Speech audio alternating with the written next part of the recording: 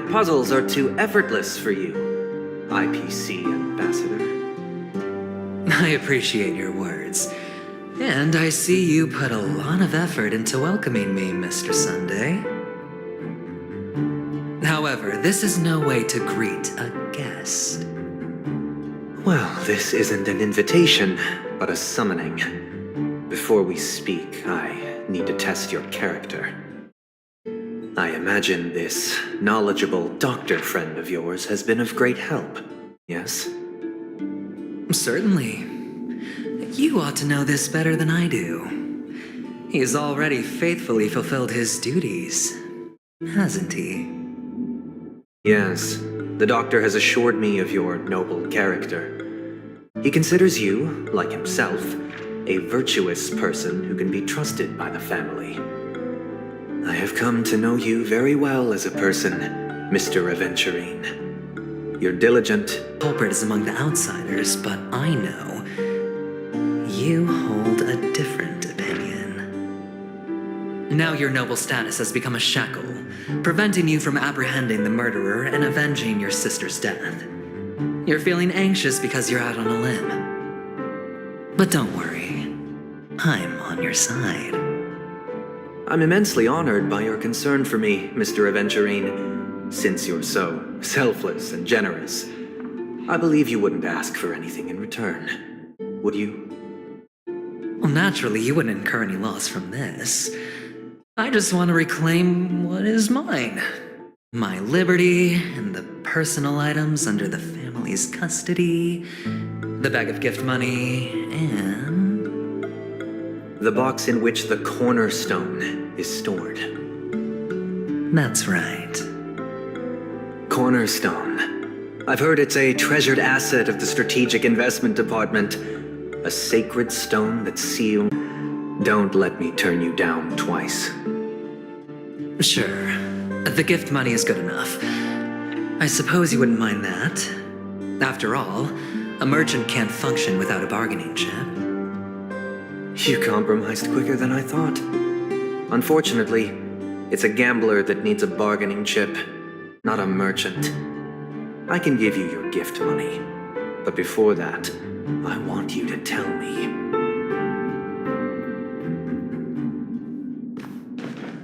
The fact that you can decisively forsake the box you asked for, what exactly is stored in it?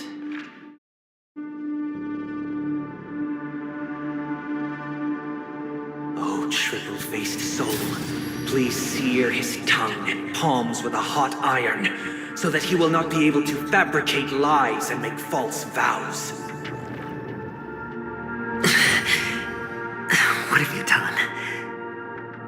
Under the light of the harmony, all wickedness is revealed. I implore them to shed their light, and I'll ask you questions on their behalf.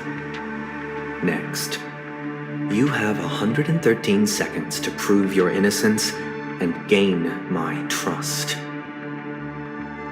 And... yes. You even know about that? Do the Avgens have any ability to read, tamper with, or manipulate one's own or another's mind? No. Does it matter? Do you love your family more than yourself? Yes. All the Avgens were killed in a massacre. Am I right? No. Are you your clan's sole survivor?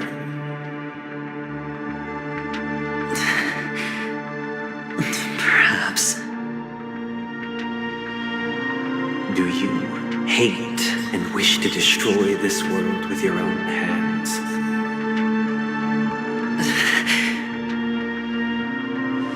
I don't know. Interesting. Now, the final question. Can you swear that at this very moment, the Aventurine stone is safe and sound in this box?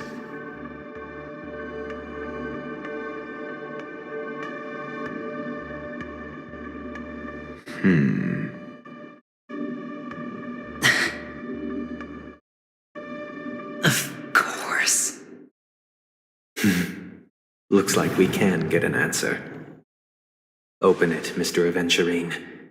It's your last chance to defend your honor.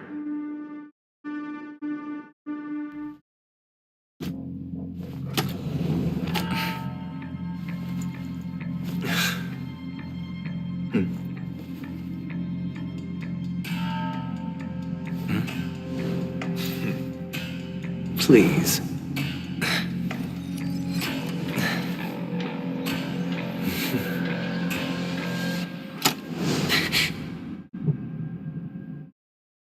Are these what you're looking for?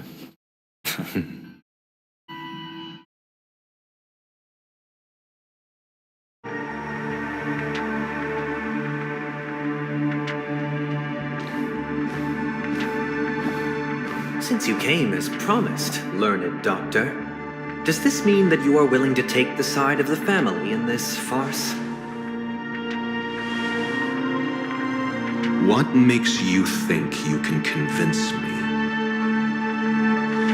I've heard you haven't enjoyed Mr. Aventurine's company. I also understand that you're an avid learner who sees the pursuit of knowledge above all. In that case, you ought to realize that a competent scholar knows their position and wouldn't forsake more vital matters for the sake of petty pride. If you agree to assist the family, I'll share our research findings on the Stellaron. You must be quite aware that, besides the family, no other faction is willing to share such information.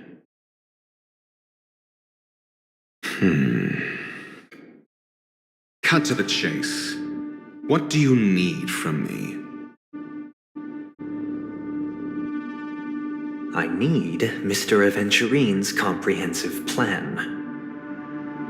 Haven't you confiscated his cornerstone? You can't expect a featherless bird to take flight.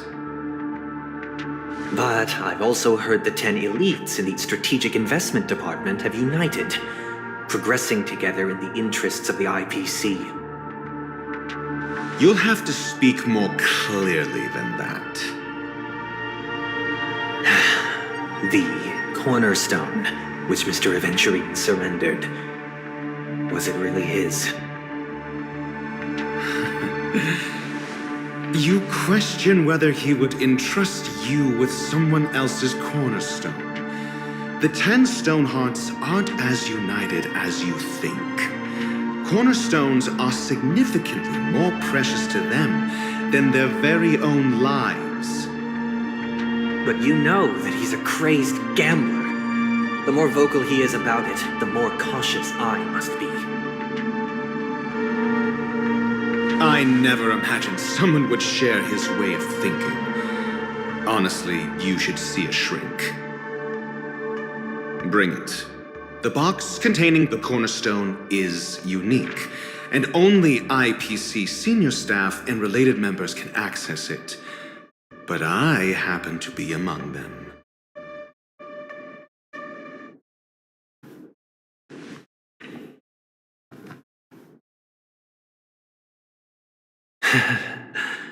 I appreciate it.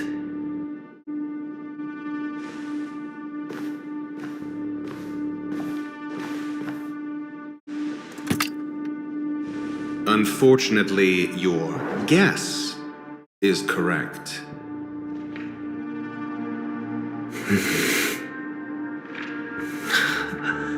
The golden stone.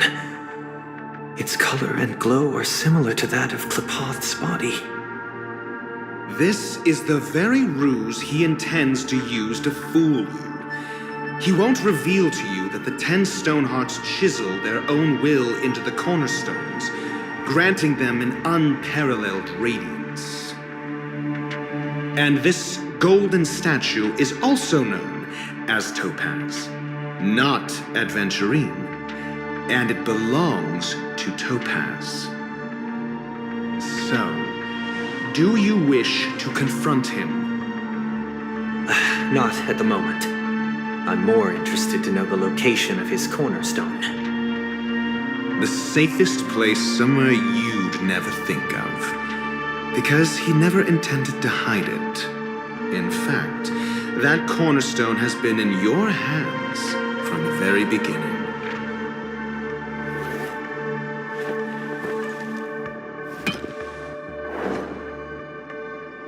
I see. This bag.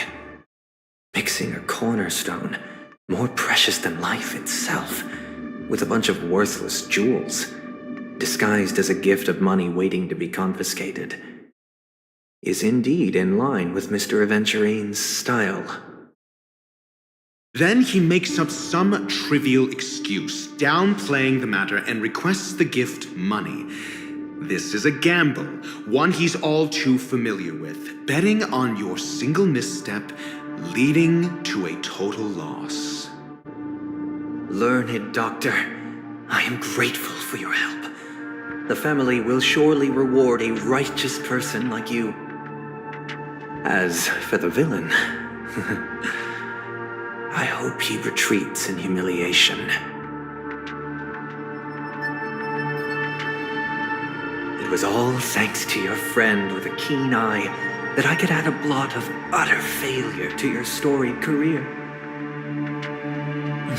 Ratio, you wretch. Finally shown your true colors, huh? Oh, and just to remind you, you currently only have 17 system hours left to live. Treasure your remaining time, and savor the delectable aftertaste of defeat. You might as well explain yourself a little more clearly. What I performed on you just now was the Harmony's consecration. You were to show allegiance beneath the illumination of their grace. Yet you acted willfully, uttering nothing but falsehoods, transforming the consecration into a trial. I genuinely see no reason to absolve you from it. Is this what the Harmony represents? But is it built upon constraint and coercion? You misunderstand, Mr. Aventurine. Punishment is meant for the irreverent, but I have seen your resilient spirit, and thus I offer you the possibility of a new beginning. Throughout these 17 system hours, you will be unable to escape the dreamscape or contact any of your companions. You only have 2 paths before you, and it all depends on whether you can complete my test within the time limit. Should you succeed, you will be able to coalesce into the Harmony and be with your family. If you fail, you will suffer the wrath of the eternal Centurion and fall into an abyss of doom. Sounds like I'm gonna end up the same either way. I indeed do need a servant to help me uncover the evil hidden in the family from an external perspective. I will purge the evil from the inside and bring the real culprits to justice within 17 system hours. When the time comes, compare your findings with mine. If both our findings align, or if you can provide me more insights, then they will truly be able to grant you mercy and honesty. Shameless hypocrites. You took everything from me and still demand the truth? That isn't fair. Your carnival reeks with the stench of cash. Nothing is achievable without it. This is meant to be an act of personal virtue, not requiring the family's support. Your bag is over there. Do as you please. I believe you can trade this bag of worthless jewels for everything you need. That's what gamblers excel at, isn't it? Off you go, Mr. Aventurine. You are free. I will wait here for your good news.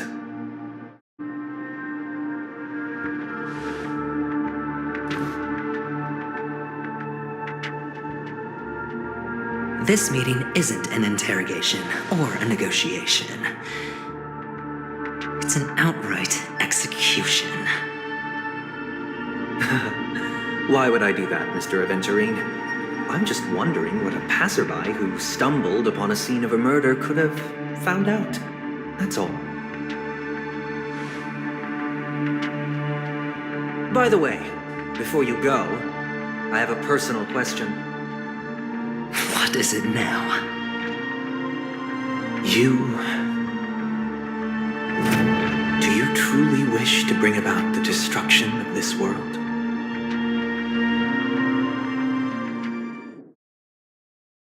Kakavasha! Where did you go? Oh, are you injured? I got it back, sister.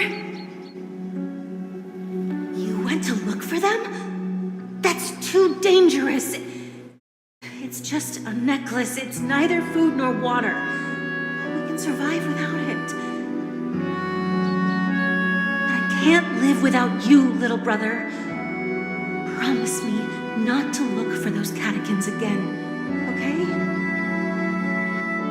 Sister, don't be afraid. The catechins are fools, but I'm smart. I played a game with them, and I won. Won?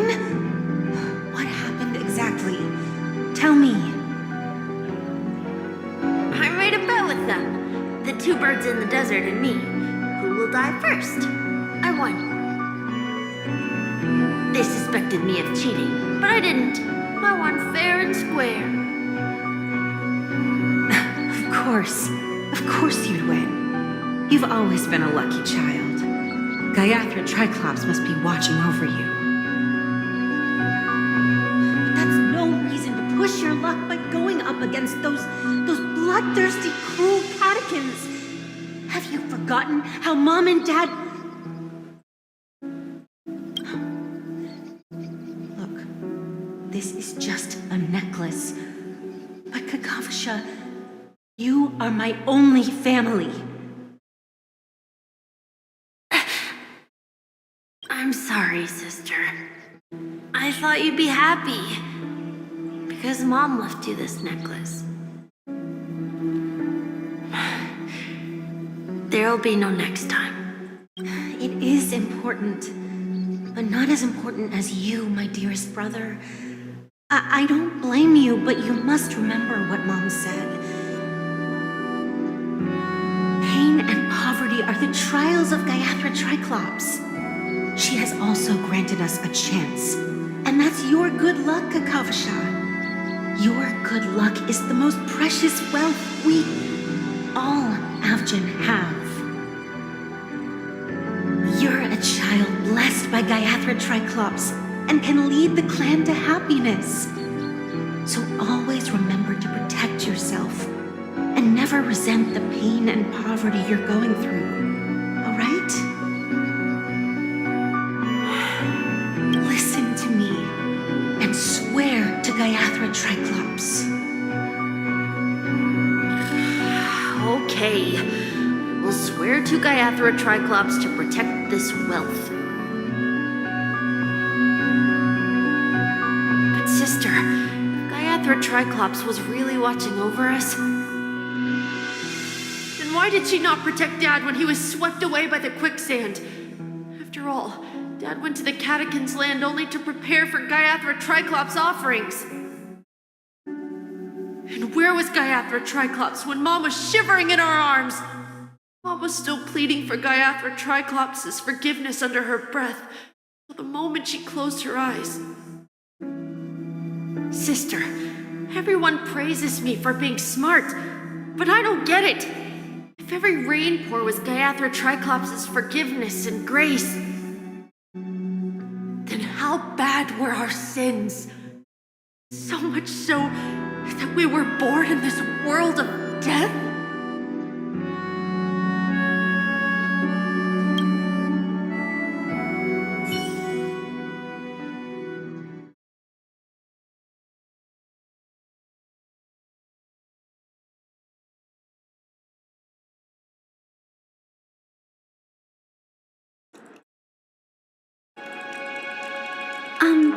Excuse me, I can't seem to find any information on this artist in the Iris family archives.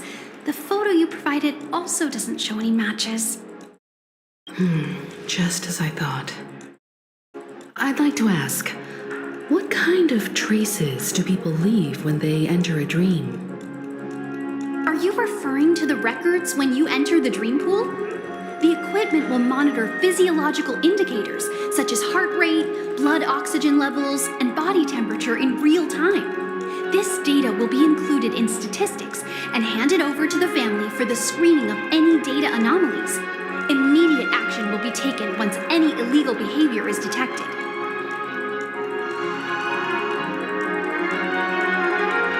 I apologize.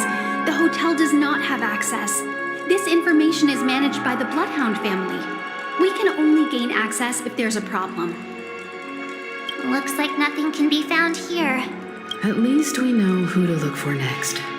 We can ask the Bloodhound family for information. Thank you for your assistance, Miss Allie. By the way, is Miss Robin doing fine? We are looking forward to her performance. Fine? What does that mean? Is there something wrong with Miss Robin? The preparations for the Charmony Festival have been proceeding smoothly, so I guess things are pretty good.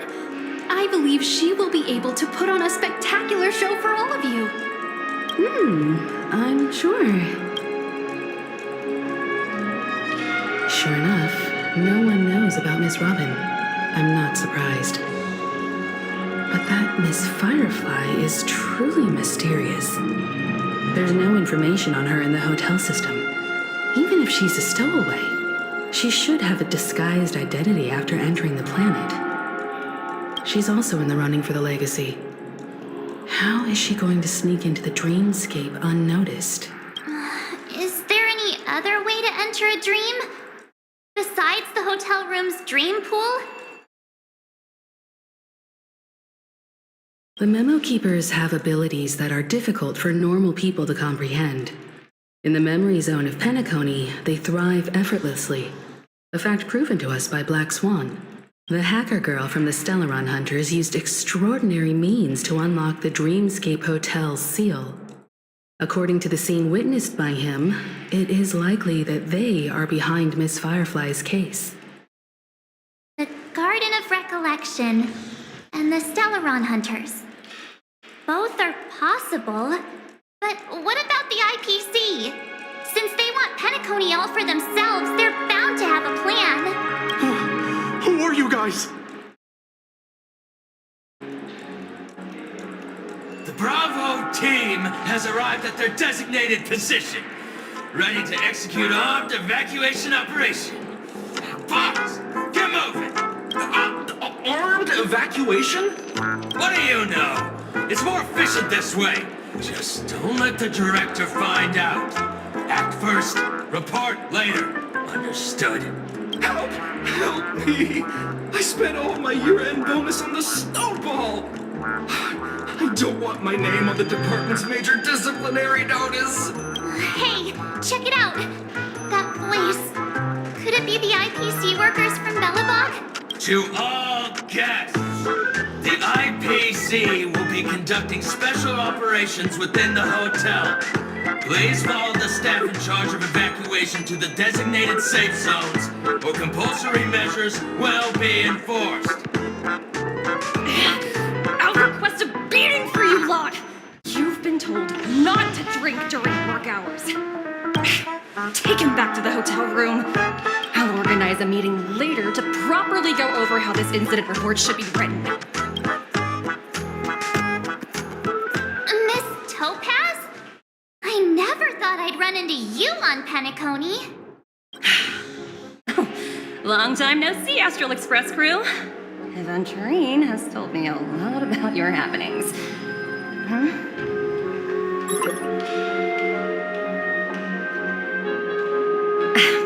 It's fine.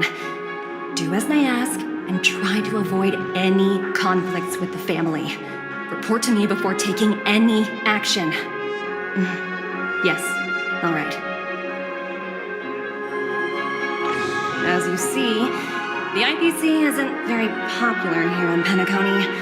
Cordiality from the family is a mere facade. The former frontier prison has turned around and cuffed its shackles on the IPC staff now. Only a Venturine, who carries an invitation, is allowed to attend the banquet. An entourage like us, we can only sit around in the reality hotel, unauthorized to even enter dreams. No wonder Aventurine's scrambling to partner up with someone. The IPC can't back him up in the dreamscape. His situation isn't optimistic, I hear. You're all helping to investigate some dirt on the family, are you not? Let me know if you need anything outside the dreamscape. The IPC always treats its partners well. Thank you, Miss Topaz. We're on our way to the Hounds to verify some intel. Perhaps you've had dealings with them? Yep. They're tailing us right now. Why not go and talk to them? It'll take the spotlight off me. Being constantly stared at is really uncomfortable.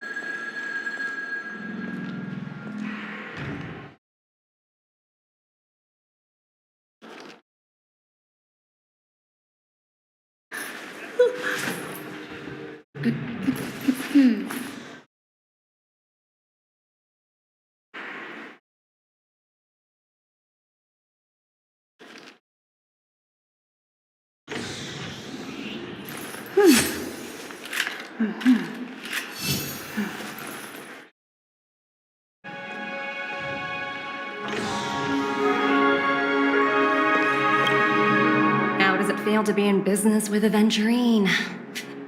I bet you're not used to it. That's just his style. All or nothing is his mantra. He's always cozying up to his clients while egging them on to undertake some dangerous assignment with him. But everyone has their merits, so I won't comment further. But Venturine's luck has always been good. He's always closed all his cases without a hitch and basically never lost a gamble. Which is why, on the issue of retaking Penacony, I'm watching with keen interest. Of course. It's business after all. What's important is where you're seated at the table. As for the 2 cases, apologies, but I don't have much info on them either. All I can do is ask you to keep digging for more details. Have you decided what you want to be in your dream?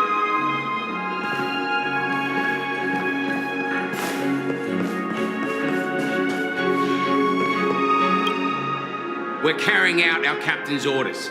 What do you want? We made a mistake last time, and we're working hard to rectify it now. We don't have time for anything else. Surveilling the IPC executive Topaz, ensuring that she stays put at the Reverie Hotel during her time on Penacony. We've got the right one this time. So that's it. They were the pair who were after Firefly at the time.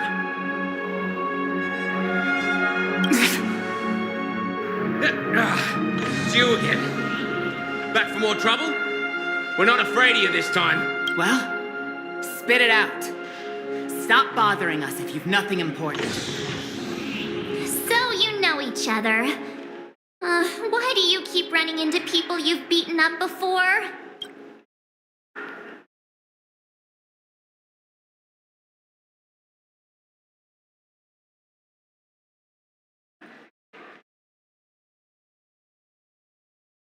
That's right.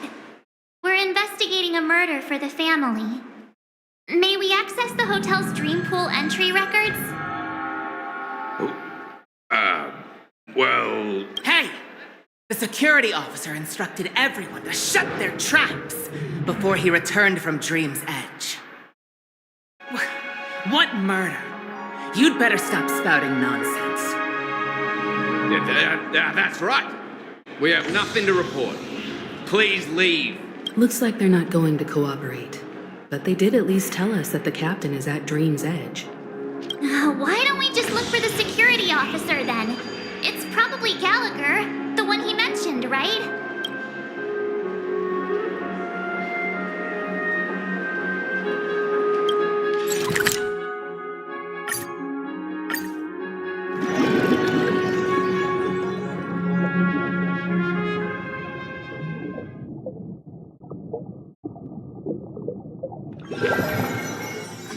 Such tight security. I bet they're stumped by the case as well. Gallagher. Gallagher. Where could he be? Apologies. The Bloodhound family is running an investigation up ahead. No unauthorized personnel allowed. Hold on a minute. I think I've seen you before. The gray-haired one. How much trouble have you stirred up exactly on Penacony?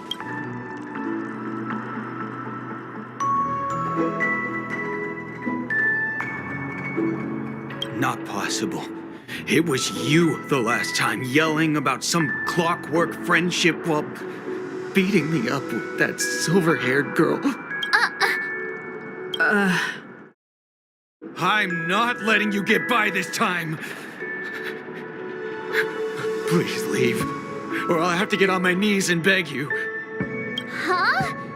What kind of heinous crime have you committed now? Hold on, sir. We have documents authorized by the family that would aid your investigation. If it wouldn't trouble you, could we see this Mr. Gallagher? Who exactly is this Gallagher you keep talking about? There's been a few people mentioning this name. Even the one with the gray hair. He didn't send you all here? It was the security officer who dispatched us. That's all I can divulge. He'll do. He's the one we've been looking for. Sorry, no can do. The boss said that since it's a matter of the family's reputation, no one's allowed through. Everyone, please leave. There's really no need for us to make things difficult for each other, right? We're really sorry for troubling you. Let's think of another way. Another way. That's it! Didn't they say something about that? What was it? Clockwork? That got this guy to change his mind. Can you perform it again? That, clocky magic. Please? Sorry, no can do. The boss said, everyone, please leave.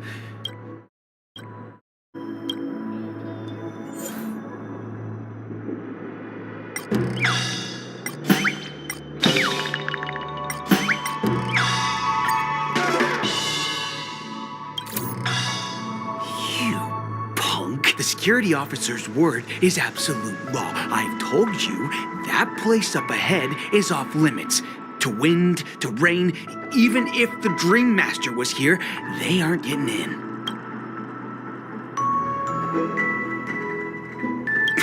Did you not hear me? Even if the Dream Master was here... we'll talk about this if the Dream Master is ever here, and... It's just a metaphor! A metaphor! Don't you get it? Oh, I'm warning you. If you keep insisting, I'm gonna have... He looks kinda angry now. Should we? Humans will never understand one another. Oh, great. Even if Klapoth were here, they wouldn't be able to protect him. There is no meaning to death and defiance. Why do you not understand? Sweet Dreams Troop, charge! Teach them a lesson they... Forget your wallet? I dreamed of Mr. Happy New Year!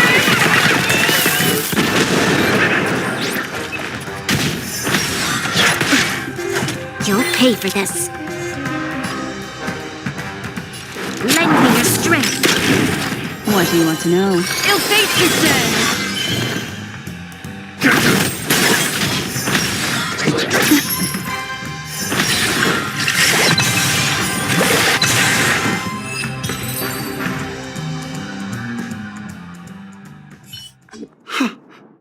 Am I destined to relive this outcome? Looks like you and I have been plunged into a cycle of despair. Oh, what's he talking about? However, this time, I will sever the chains of tragedy. The only way any of you will pass is over my dead body. He doesn't have to be so melodramatic, does he? Looks like he...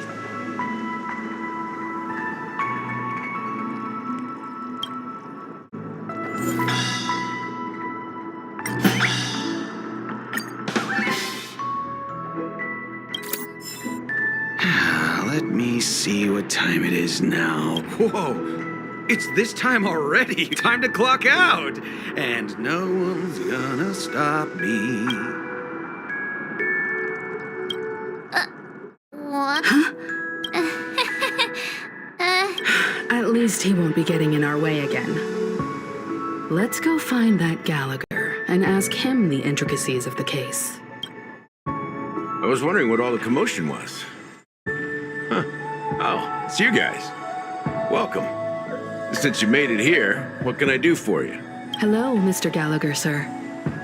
Judging from your tone, it sounds like you were expecting us. Miss Himiko, you're too polite. There's no need to call me sir.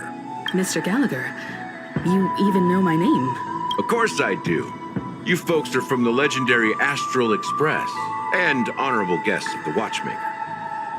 I had an encounter with this gentleman in the golden hour. I remember that little silver-haired girl was there too. I'm sorry for what happened to that kid.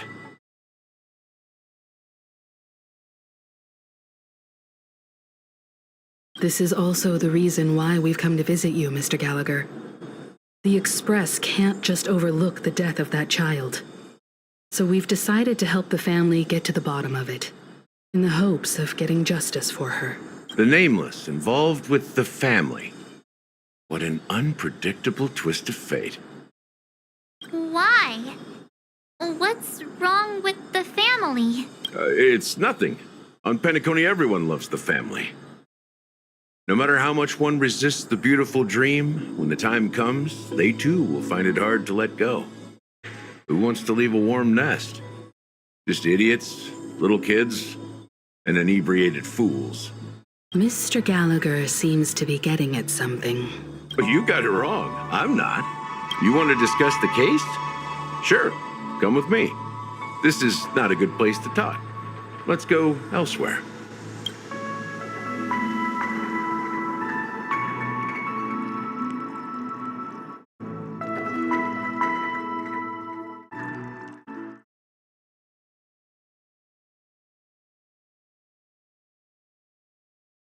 Even after that chilling tragedy, this dream is still running effortlessly. Other than the family of the Harmony, it's hard to imagine any other power in the universe that could sustain a building of such magnitude. The family itself is a huge, perfect building, like a living idol. Each member of the family sees themselves as a piece of the divine puzzle, revolving around a singular core and a shared ideal. Under their command, they loyally fulfill their roles, offering themselves while also receiving sustenance in return. Interesting analogy. Perhaps that's why Penacony's beautiful dream has persisted for so long. But the human body has its limits, and so does the Divine's. That doesn't sound like the kind of comment a Galaxy Ranger would make. Just pointing out the facts. Mr. Yang will definitely have a better sense of what's going on than I do. Why do you say that, Miss Acheron? The beautiful dream is crumbling. But not because of a particular eon, a particular faction, or a particular visitor. Its collapse stems from a certain inevitability of human nature. The family refuses to acknowledge this, and it has ultimately backfired and become a catalyst. As people immerse their souls in the dreamscape, where consequences and pain cease to exist, and only ease and pleasure prevail, they draw closer and closer to necrosis. Regardless of the perceived bliss, death looms as the inevitable conclusion. Also, this necrosis will diffuse and spread. One piece of the puzzle's mutation will eventually cause the entire building to shake, break, and crumble. In the end, the dreams that people built in the name of freedom became the cage that imprisoned them. I'm sure you've gained a lot from this trip, Miss Acheron. Are you willing to share your findings with me? Of course. That's if I remember.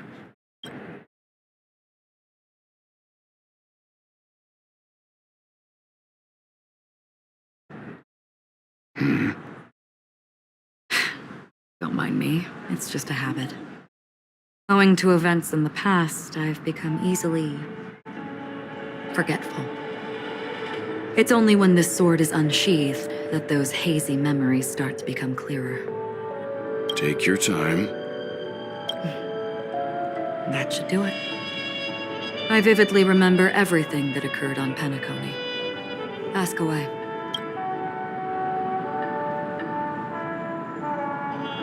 The moment of daybreak. I've heard that's where the Dawn Factory, which processes the foundation of the dreamscape, is located. Behind the dreamscape's song and dance stand many imagination factories. Workers create all kinds of whimsical works day in and day out in their dreams. Then they return to reality and sleep on a narrow bed in a room. A far cry from luxury. They say it will suffice. Experiencing the bizarre and motley dreamscape is the best reward. There I encountered a young woman who had just come of age. The perfect time to indulge in beautiful dreams. Her greatest wish was to one day move to the golden hour and see the magnificent garments she had woven with her own hands. For certain reasons, her wish was difficult to fulfill. But I managed to bring her a garment. Gilded Hour. It's said to be Penacony's currency center. Yes, it is a fortress-like financial city, the economic heart of the dreamscape. The Pepeshi people of the Alfalfa family are there to keep it running, sending blood that is made from money everywhere on Penacony. Everyone there is exquisitely dressed and always in a hurry. The greatest wish of the local Pepeshi people is for their future generations to work in the Gilded Hour. I've never met anyone who is willing to talk. I could only stand at the crossroads, watching crowds of people hurrying like the wind through the jungle of steel, only to deposit the alfalfa credits that they'd earned into the bank's vault. I don't know if they would open the vault door, but before I left, I witnessed a well-dressed Pepeshi person plummet from the sky, while those around him continued on their way, unfazed. I hear the Blue Hour is very romantic. Do you have any tales to share? Perhaps Mr. Yang has heard. There is a large boat called the Eventide, anchored along the Sea of Dreams, where soft music and dancing persist endlessly every night. I ran into a wizened lady there. She was at the dock, waiting for her long-departed lover to return, waiting for countless hours within time that stood still. In the humid sea breeze, she spoke of her own youth. Like many who desired wealth and love, they came to Penacony to pursue their dreams. Alas, her lover's consciousness was lost in the dark depths of the Sea of Dreams. Finally, she suggested we continue our conversation on a boat in the shallows. I agreed and boarded the boat with her. But she never said anything. Her eyes absent-mindedly gazing at the horizon for what seemed like forever. Finally, we retreated to the beach.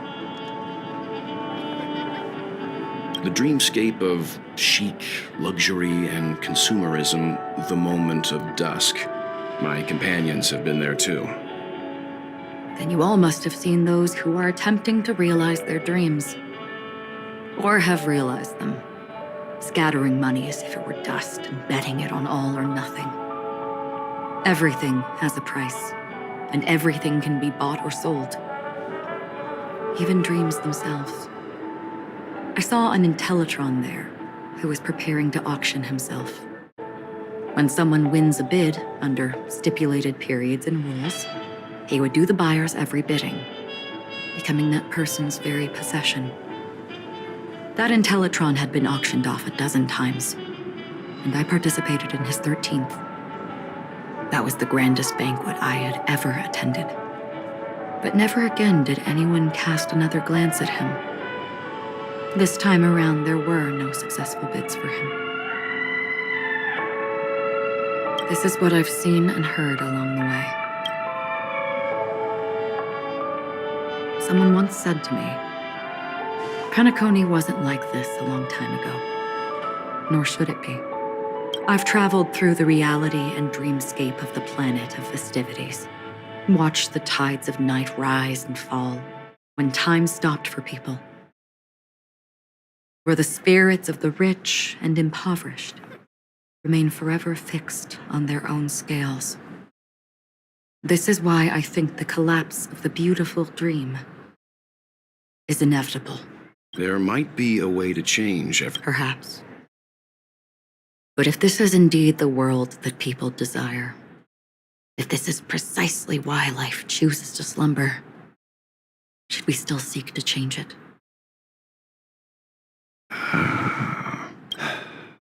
Miss Acheron, now it's my turn to share a story with you. There was a man from my homeland who, at a time when the world was grappling with deep, unhealable pain, made a choice. He wove together the dreams of everyone in the world, linking people's dreamscapes, and shouldered this burden himself. From this, he created a giant, a spiritual atom. And since that moment, the giant stood between heaven and earth, becoming the pillar of the world's existence. As a price, those who found it hard to move forward, who could not advance, forever lost their future. They slumbered in a dream, devoid of disaster and pain, living out their days peacefully in the man's created utopia. And it is because of the wishes of those people who wished not to awaken that this spiritual atom became unbreakable. And yet, you stand here right now, which also means that man failed. Because people must always move towards the future. Even if human weaknesses make them pause when they truly cannot move forward, humanity will eventually seek a way to save itself.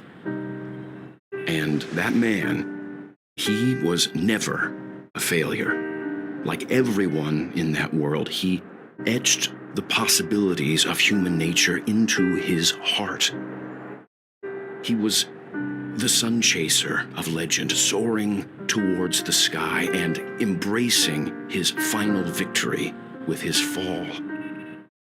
He ascended to heights uncharted, only to come face to face with the sun, a place not visited by anyone before. His wings would melt because of it, only for him to fall into the sea. And after that, countless others would surpass him, soaring to even greater heights. A fitting metaphor for the Nameless's trailblazing spirit. Thank you, Mr. Yang. I know what you wish to confirm. The universe has innumerable similar, yet different worlds. In these worlds, there are innumerable people who look alike, yet don't. I, too, have embarked on journeys, encountering old friends with familiar faces on different worlds, witnessing their destinies follow paths similar to mine. So I will tell you, even if not completely similar, the story you just told, it overlaps with my past, and within that abyssal dream, I ended that man's life. alone.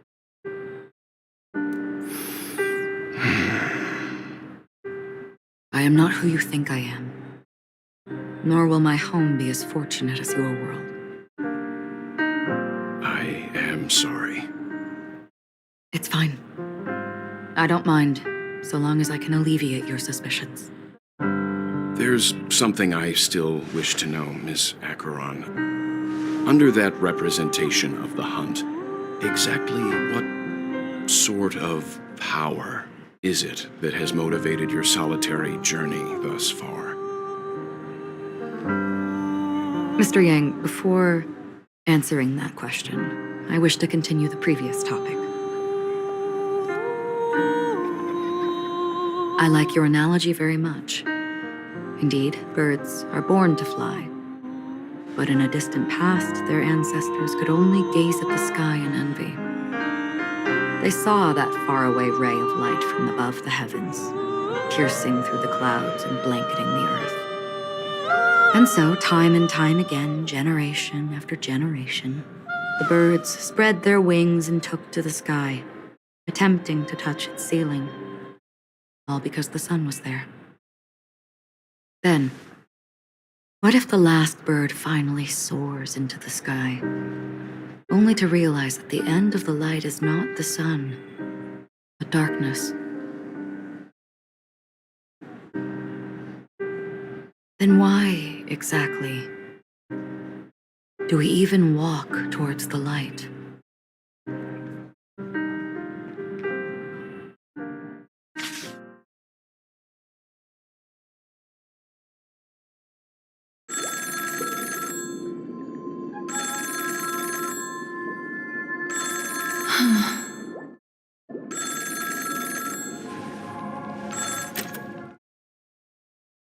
Long time no see.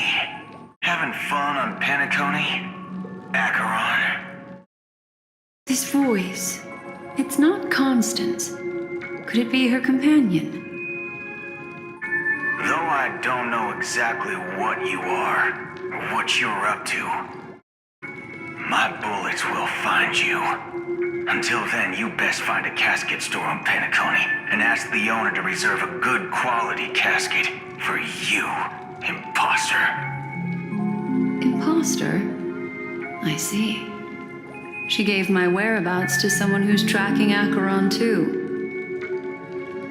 Who are you? Huh? Did I make a mistake? Who the heck are you? I'm the Garden of Recollection's memo keeper. Not bad. This is the kind of tough challenge I like. You that imposter's bodyguard? Never mind. It's fine. I'll leave a round for you. So get that forehead clean and wait for me. I don't know what you're talking about, but you know Acheron, the Galaxy Ranger, yes? I have something to ask you. Are you asking me to write your will? Sure. Go ahead. Not quite. I only want to ask, how exactly did she become a Galaxy Ranger? She's clearly not a path strider of the hunt, but you are, aren't you? Tell me, what's Acheron's deal? Sure. Heck, never thought I'd come across an ally. What a stroke of luck. Well, I'll be on Penacony soon. Memo keeper, go buy a bottle of Donna's White Oak and warm it up, and I'll raise a glass to you. That lady's passed. Well, nobody knows. But if all you want is a simple answer, sure, you best get a chair and take a seat. That woman, named Acheron, is an emanator who should not exist.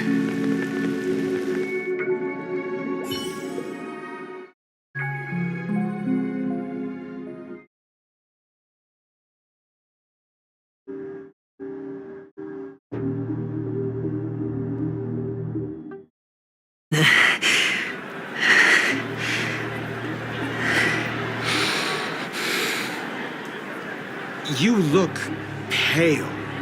Or is that also part of your act? I didn't think you'd have the nerve to show yourself. I thought this was exactly what you wanted. After all, I faithfully fulfilled my duties as you instructed. Just tell me if you can't hold on any longer. So, the genius of the Council of Mundanites wants to be my Undertaker now. What an honor. Yes, and I'm pretty sure the people at the Strategic Investment Department would love to be notified of your death in due time. But let's not forget, you won't be seeing them, because I'm the manager of this task. Great. Then tell your people that Aventurine is ready to go in 17 system hours. Oh, you've got a lot of nerve. How exactly do you plan on completing your task while your hands are tied by the Harmony? My conversation with Sunday convinced me that there's a traitor in the family, that they hold the secrets of Penacony. So, I took the opportunity to set everything in motion. I even managed to recover the gift money. Things haven't gone this smoothly since I walked through the doors of the Reverie. Now I'm only one step away from victory. Let's just wait and see. Sounds like a very elaborate way of saying that you failed. That's all I can say. Have you forgotten, Doctor? You betrayed me. Go. Do what you must. I look forward to the sight of the IPC fleet surrounding Penacony. You've achieved what you desired, haven't you? That's true, but what's your plan? Did you conceal an orbital support beacon in that gift money bag? Well, who knows? Maybe that's why I'm handing out cash even when I'm about to bite the dust. You are indeed a gambler. An insane one at that. Or maybe I am. Who knows? Fine. Here, take this. Open it when you're on your last legs. You'll thank me. What's this? Medical advice?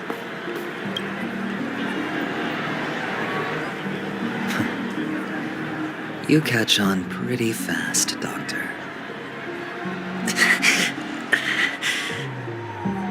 Asking me to solve a case without giving a single clue. How typical of you, wing-headed scoundrel. But the way you're all on edge about that stowaway, it's just as I guessed it would be.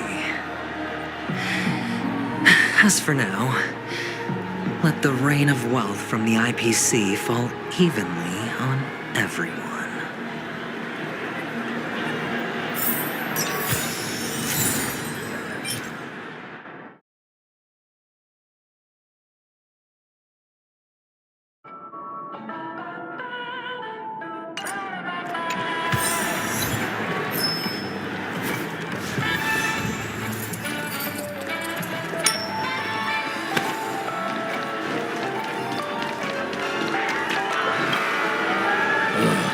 The world has truly lost its way.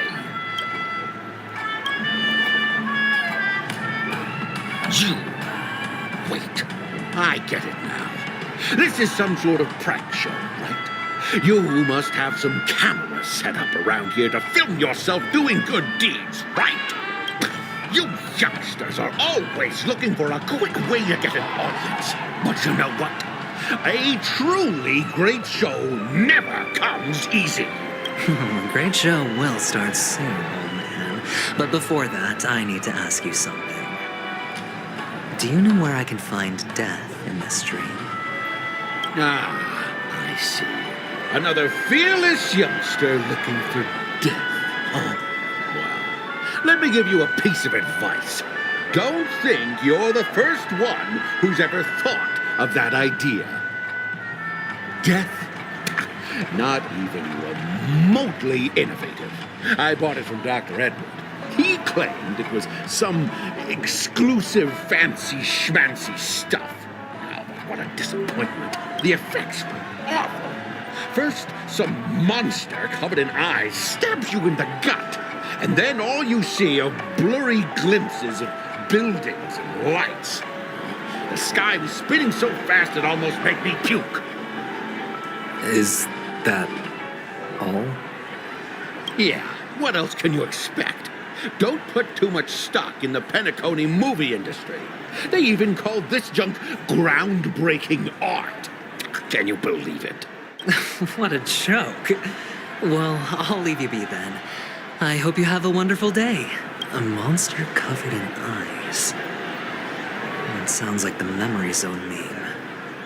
But buildings and lights... I don't think those have anything to do with death.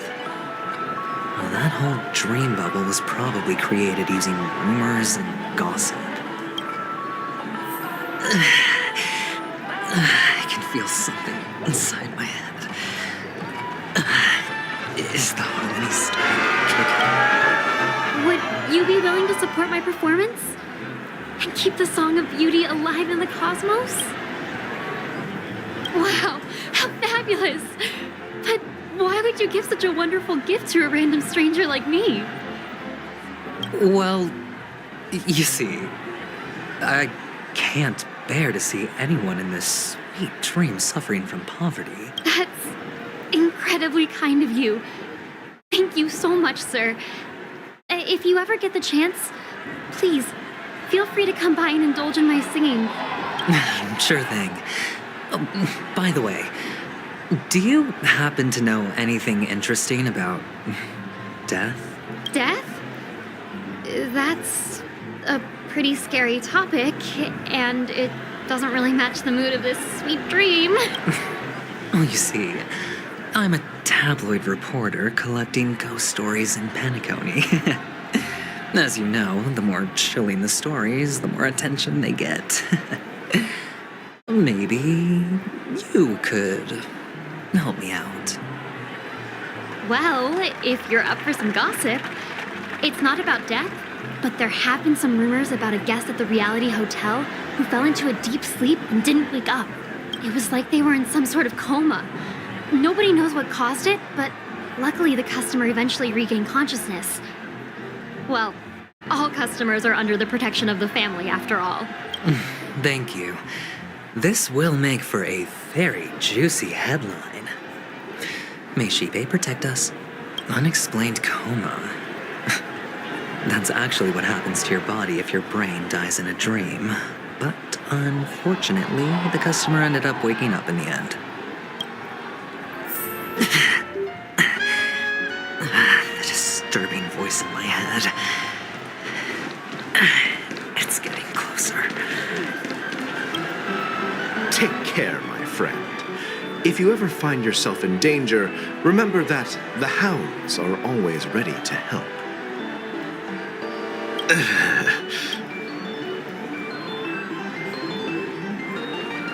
You don't look good, my friend. If you need assistance, I can contact the hotel and have them wake you up forcefully. That won't be necessary. I have some business to attend to. But thank you all the same. All right, then. If you ever need help, don't hesitate to reach out. Well, actually, I do need a favor. As the most outstanding hound in Penacony, have you come across any stowaways recently? Stowaways? How could there be stowaways in Penacony? We've never had anything like that before. All right. Good luck with your work, then. What was I even thinking? Family would never share intel with the IPC. Does everyone have to go through so much torment before joining the family? A sip of liquor, a blissful reprieve, to drown 1,000 sorrows, let worries leave. I know I have what it takes to become a poet. Oh? You're giving these gems to me? Didn't expect to meet such a generous soul in this place. Or are you just pitying me? Well, it really doesn't matter. As long as I have Soul Glad, that's enough. This is just a dream after all. You really shouldn't drink so much Soul Glad, my friend. It's not good for your health. Oh? Maybe I really should quit. But not before meeting the Devil of Soul Glad. The Devil of Soul Glad? Care to elaborate? Yeah. It's a seahorse with a long neck. They say it loves to appear to drunk people, especially the ones who are passed out on the side of the road. How funny. Yeah. Very funny indeed. Thank you.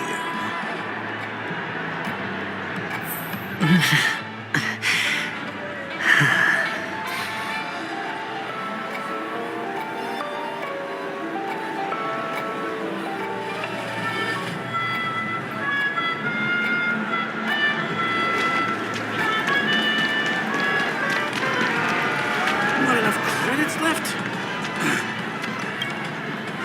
You want to talk to me? Sure, but nothing too sensitive, okay? Wealthy people have fancy. So, are you trying to be the prince from the tale, handing out his gold leaf garment and melting his lead heart in the fire? I'm flattered. I'm no prince, and I just thought these gems would help you speak. So, as an investigative reporter, maybe you've heard something about death? Another curious soul. I see. Well, that was actually the topic I was most into when I entered the industry.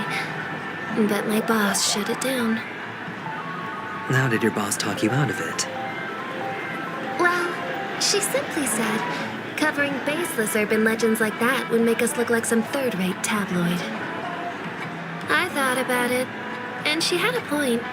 Reporting on stuff like blowing out birthday candles and getting spooked by nightmare ghosts isn't exactly professional material. Guess she's got a point. Thank you for sharing.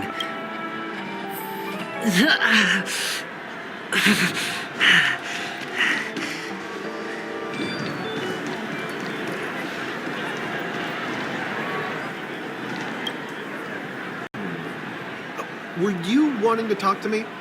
Sorry, I thought you were checking out something behind me. Is this a gift? For me? Are you sure this isn't some kind of mistake? Yes, it's for you. Just take it. Is this for real? Someone is actually giving me a gift. Not for my parents, but for me. Thank you. Thank you so much. No, it's not much. I just want to ask you something. I knew it. What's on your mind? Are you trying to ask about my father or my mother? Neither. I just wanted to know if you've ever heard about death in the dreamscape. Oh, you sound just like my father. Always warning me about danger, even in dreams. He's an Intellitron, so his dream entry methods are different from us organics. Can't count on him to protect me if something does go haywire. Funny, right now I'm still under his protection. How ironic. Hey, stay positive. Gold will always shine one day, right? The Devil of Soul Glad, dangers in the dream, and nightmare ghosts. Well, surely death is a popular topic in this sweet dream granted by the family. Well, I've collected a bunch of rumors, but no useful clues.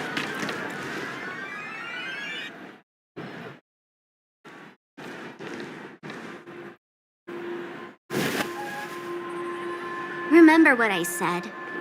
You Sigonians are better off hiding in the sewers. Look at you, snooping around and sticking your nose everywhere. Is the smell of death so enticing, my fine fellow? Oh, it's you, masked fool. I should have guessed it. You're the imposter who appeared on TV after Robin's death, right? I heard you got caught by the family. I gave you a clear clue. Befriend a mute. Simple and straightforward, you know? And what did you do? You messed it up and ended up as their prisoner. I told you to make friends with a mute, not become one yourself. You really let me down. What do you mean? You know better than I do. Who watched the little songbird that couldn't sing perish right before their eyes? You did, Blondie. No, I mean... What did you mean by becoming one myself? Well, it means you'll soon end up like her, unable to speak ever again.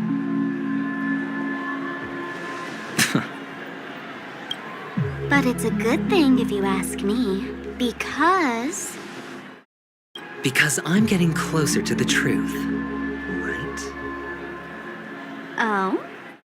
Why else do you think I'm handing out cheap trinkets all over the streets, fool? All part of the act. Fool's bait. The more pathetic I seem, the more likely you'll come sniffing around. So, now that I've drawn you out, will you reward me with an answer for my efforts? Why should I help you? Don't you want to see Penacony descend into... chaos? Well, I can make that happen. I just need an answer to one question. Back then, when you asked me to find a mute, did you really mean Robin?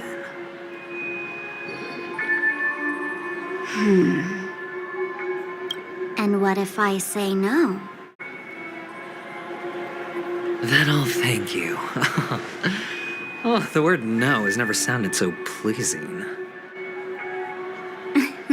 Well done. I admit I underestimated you, but what difference would it make? Let me tell you something. There were two mutes, but one is dead now, and the other, though he's still in Penacony, I'm afraid you'll never find him again.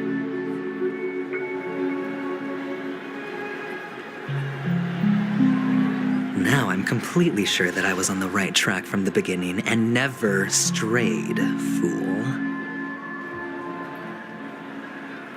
Right now, there are only two things missing from my grasp: the meaning behind the truth and the means to expose it. How impressive. That's quite a fancy way of saying I haven't learned anything so far. Not exactly. I've gathered enough clues to prove its existence. And that's enough for me. As for the answers to my questions, I'll find them within 16 system hours. Oh, really? Only 16 system hours? Well, let me lend you a hand. Here you go.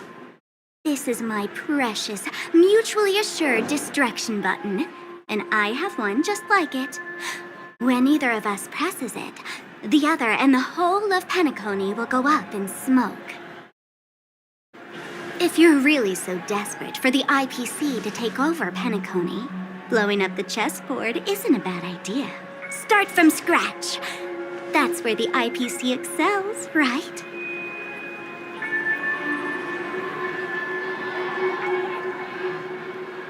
Just press the button when you're at your wit's end. And of course, feel free to reach out to me for my hospice care, too. Oh, a deadly button, huh? Well, I guess the family didn't take your threat seriously at all. Otherwise, how on earth did you manage to bring it in here? I have my own ways. That's all you need to know. Well, I'm afraid I'll have to decline your offer. Who knows if your little gadget will actually work.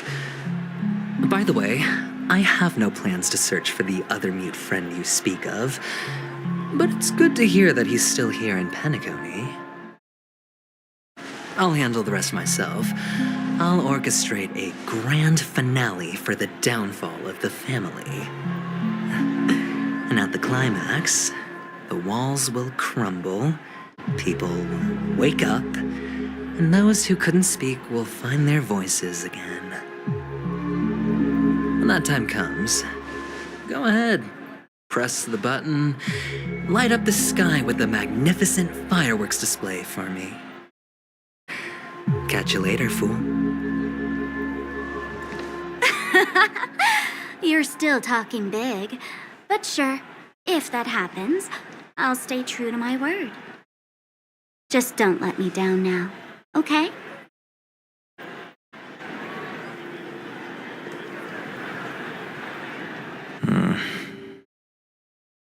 So, number 35. You're back. Like your new lucky charm?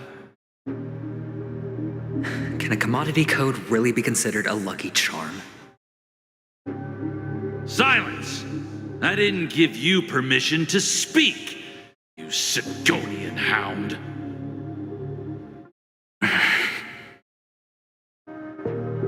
The guys in black didn't say much, so I've no idea what you did to save your skin in that massacre back in the day.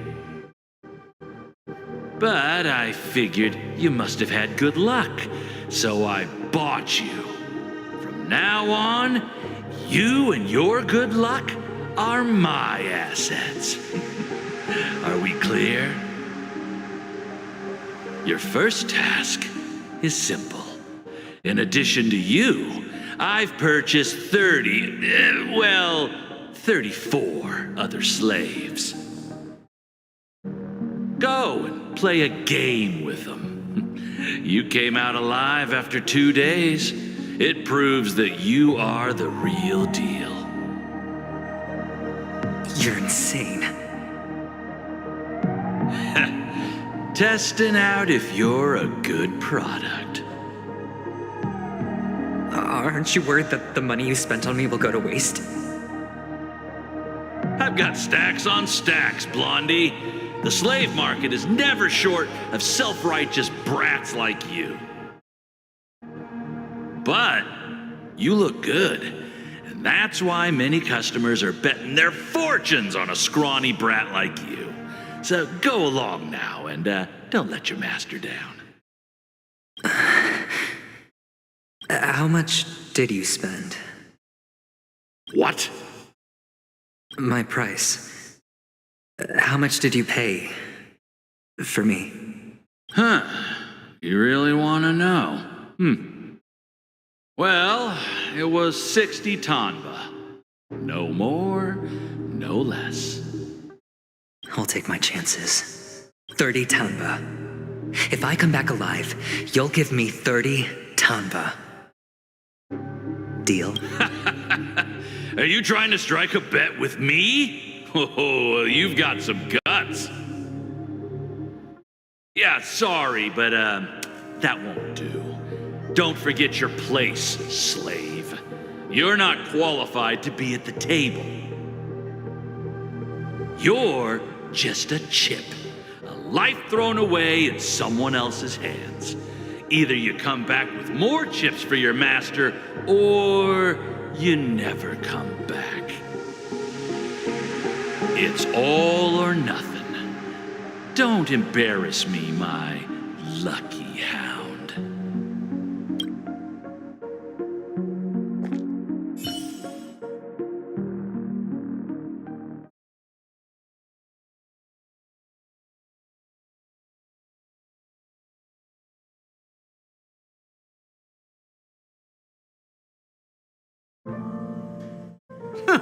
What brings you here, Gallagher? Some friends from the old days. You have a moment to spare, Siobhan? Oh, I have the whole day to spare. Ladies and gentlemen, welcome to Dream Jolt Hostelry. This bar offers a wide variety of drinks, but we draw the line at Soul Glad. Why settle for ordinary when you can experience extraordinary? We're dedicated to serving up nothing but pure joy and laughter. What would you like to drink? I'll whip it up for you. Oh, look! A lady as cool as Serval.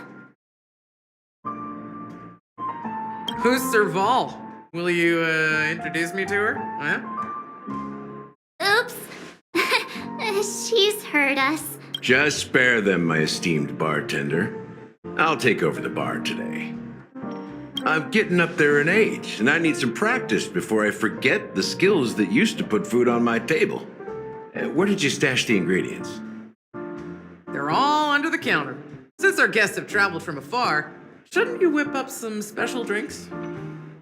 That's exactly what I had in mind. Hey, my friends, do me a favor.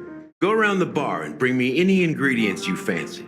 The discussion might take quite some time, so I'll prepare some customized, non-alcoholic drinks for you. In the bar? But aren't all the ingredients right there on the counter?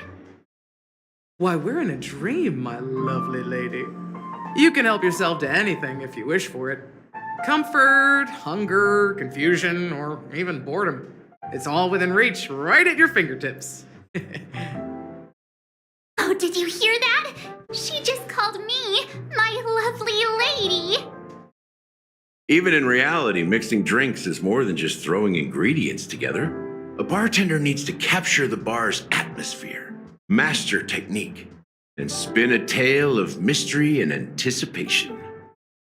Only then can a perfect drink crafted with a customer's life story be created. In other words, what you get from your drink is down to luck, so don't overthink it. Indecisiveness has no place when it comes to enjoyment.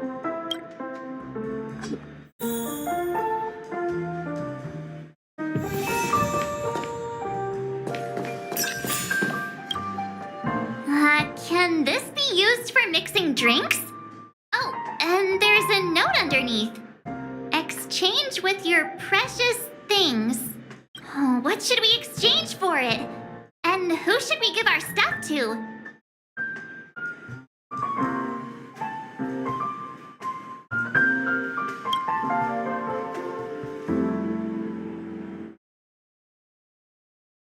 Hey, what are you doing? You can't just throw trash.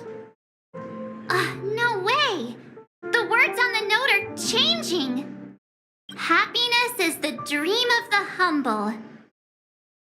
Does this mean we can take it? Something feels weird about this.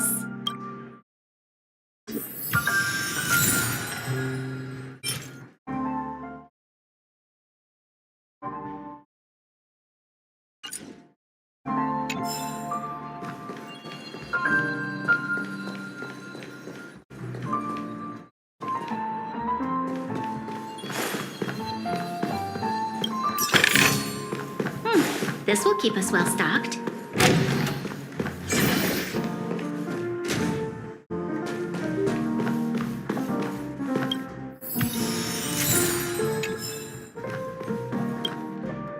Hey, look at all these. A few days ago, an actor from the Iris family came. Caused a ruckus with Siobhan. Those chips must have gotten scattered during all the chaos.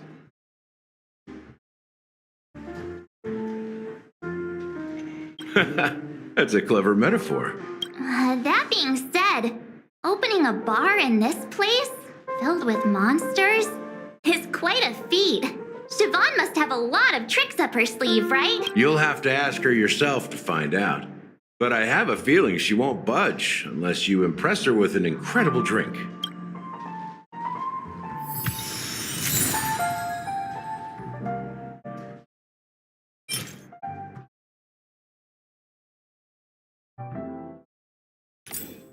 It's Soul Glad! But I thought they didn't sell Soul Glad at the bar. Let's give it a shake. Nice, it's still fizzy and has a long shelf life.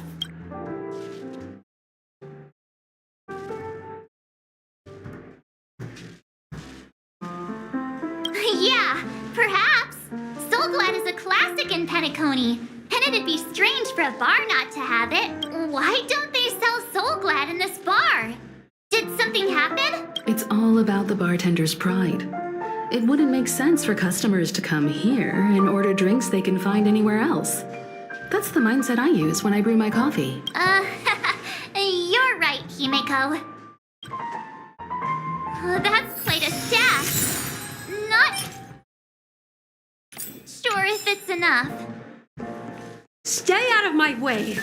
I'm looking for Siobhan. Uh-huh.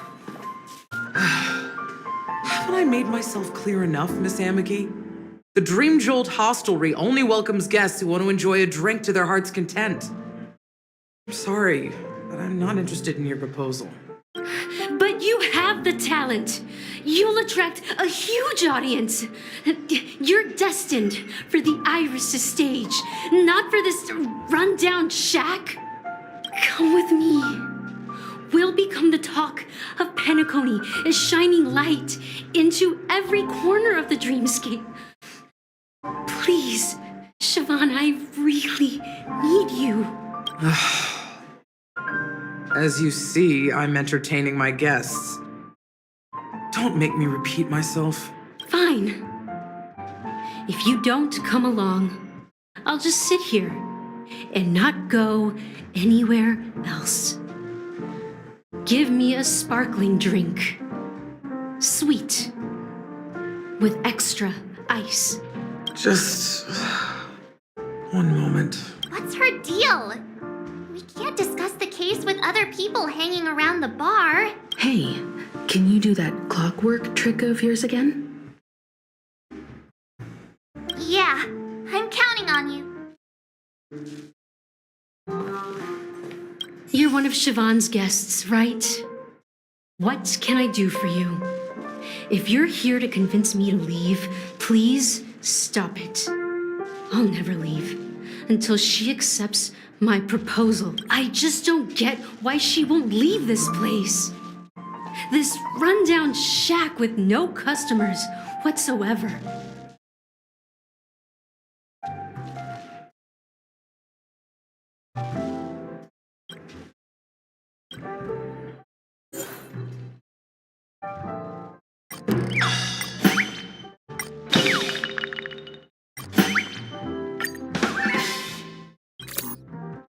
I've seen it. The moment when Siobhan and I share the stage, the crowd is going wild, applause crashing like waves, the aroma of irises fills the air. A beautiful melody playing, ribbons dancing around us, and the taste is sweeter than honey. I've seen that scene countless times in my dreams, and every time it mesmerizes me.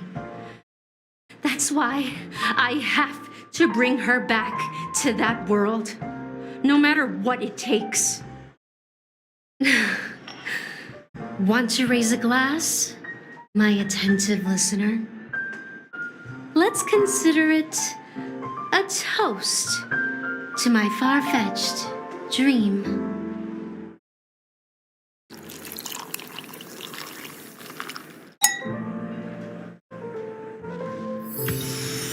She's still not leaving. Maybe I'll have to try again. I just don't get...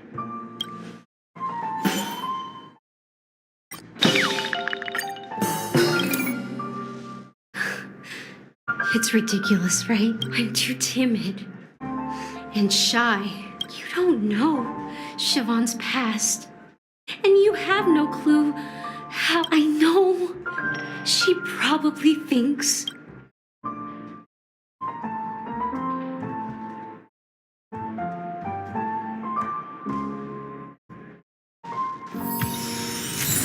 still not leaving.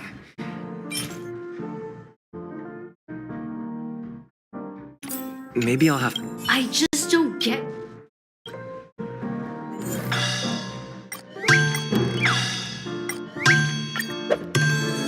You're one of Siobhan's guests. I just don't... You're one of Siobhan. I just don't...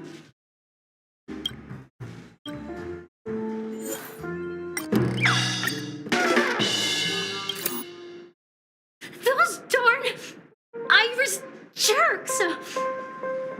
They're the ones who forced Siobhan into hiding here, running this pesky bar. It's all their dirty scheming. I get it now. She's not leaving because she doesn't want to run into them again. I can help clear the way for her. I can do her a favor. I'll go back and write a letter to the Dream Master exposing the crimes committed by the Iris family. Siobhan will definitely appreciate it. Well, talking to you has got me feeling a bit down. Maybe I should... Here's the payment for the drinks. Please. Amaki has left? That's good for her. When you're ready, go to Gallagher. That being said, mixing a drink is way simpler than you'd imagine. Just pick your favorite ingredients, toss them in a glass. So go ahead, explore the bar, and bring me any. Nice work. Let me take a... You found some interesting ingredients there. Each drink has its own unique flavor, and the base ingredient sets the tone for the initial taste and the link.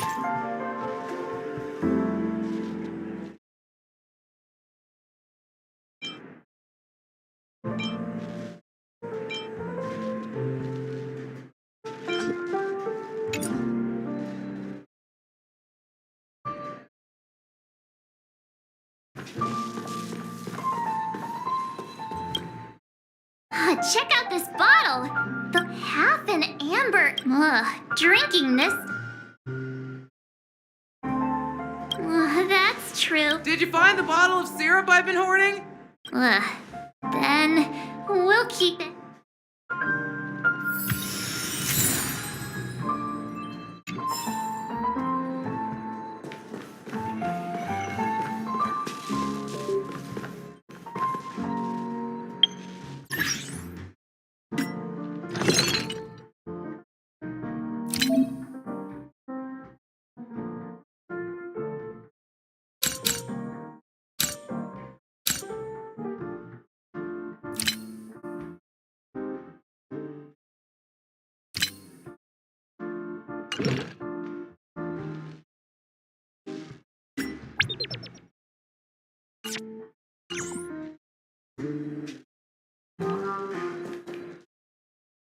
That being said, so go ahead. Nice work.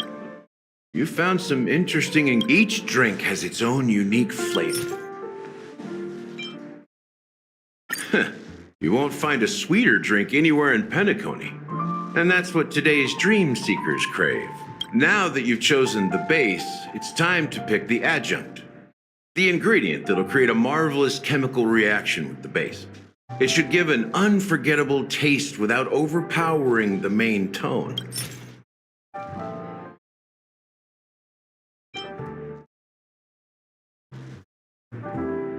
Bright future.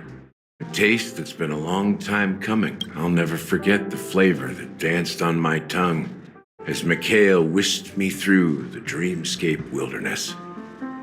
Those were haunting times. Too beautiful to be real. Mikhail. Almost there. Let's pick a decoration. Which style do you prefer? Anything you need, I've got it.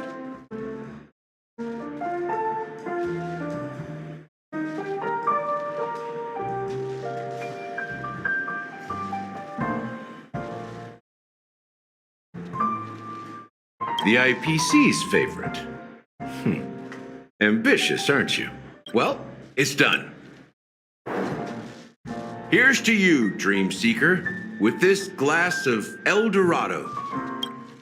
To golden dreams. Well done, Gallagher. You're not over the hill yet. So are you satisfied? Oh, the flavors! They're way more sophisticated than Soul Glad. The richness and layers of these flavors are a masterpiece, especially with the adjuncts. I can taste the spicy and sour notes with a hint of sweetness. I'm not entirely sure what it all means. Maybe Mr. Gallagher can shed some light on it. Well, if you're expecting a profound answer, I'm afraid I'll disappoint you. The imagery it implies is pretty straightforward. It's just a glimpse of what this dream truly tastes like. Nothing more. Does this true taste have anything to do with that Mikhail? Yeah, that name does sound familiar. When you got knocked out by that masked fool girl, I think I heard someone calling that name. Do you remember? I was right about you. You guys seem to know quite a bit. And now there's no reason to hide anything from you anymore. Let's dig deeper into the case. And of course, I'll tell you a story about Mikhail. All right, let's start with what we know based on the clues the family has. It seems that Firefly isn't a local or an invited guest. In other words, she's a stowaway. She managed to fool me at first. My age must be getting the best of me. But here on the planet of festivities, stowaways are a common sight. You're bound to run into one sooner or later. After the incident, the hounds wasted no time searching for that girl in both the dreamscape and reality. But here's the thing. We only received bad news. And the trickiest kind at that. She simply vanished, leaving no trace in the dreamscape or reality, as if she had never come to Penacony at all. Huh? Does that mean...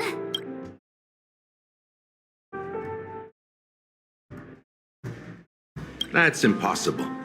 The problem now is not that she's dead, but that it's as if she had never existed in the first place. Let me be frank. This case, actually, is unlike anything the Bloodhound family has dealt with before. Dealt with before? So, death does happen in Penacony, if I understand correctly. You've witnessed it, so there's no need to hide. Even the shiniest city has its dark side. We're all adults here. Surely I don't need to explain too much to you. Confronting the family based on that alone would be naive. Death may occur in sweet dreams. So what? Such events are highly unlikely and only affect a tiny number of people. If you really want to delve deeper into this case, you need to understand the true problem with the family. I guess it's time to tell the story of that Mikhail. You're very perceptive. The Astral Express has received that music box too, right? Do you know the secrets it holds? There's a message. Witness the impossible in the realm of dreams. Find the legacy of the Watchmaker, father of Penacony, and thus the answer to the question, why does life slumber? That's the exact wording. Hey, why are you laughing? Wait, did you write it? It's quite poetic. No, but I'm the officer in charge of this case. Well, how could I not know?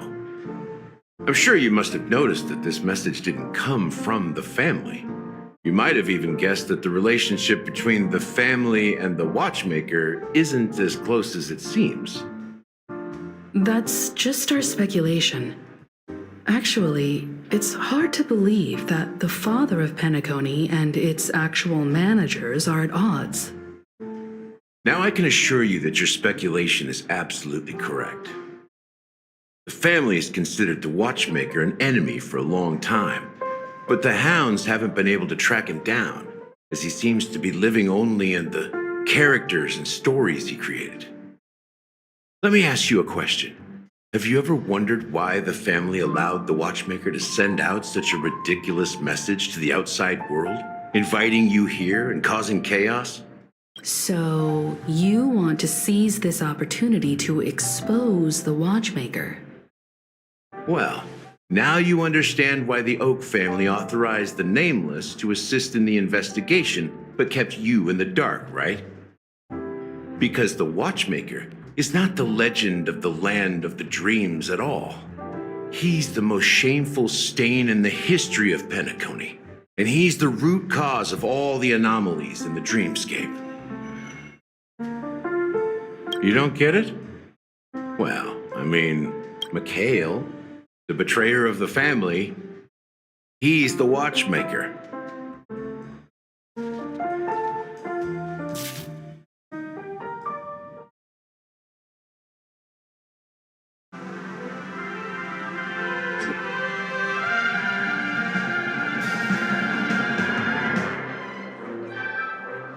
Here we are, Clock Studios theme park, the most popular entertainment center in Penacony. Wait, aren't we supposed to be discussing the Watchmaker?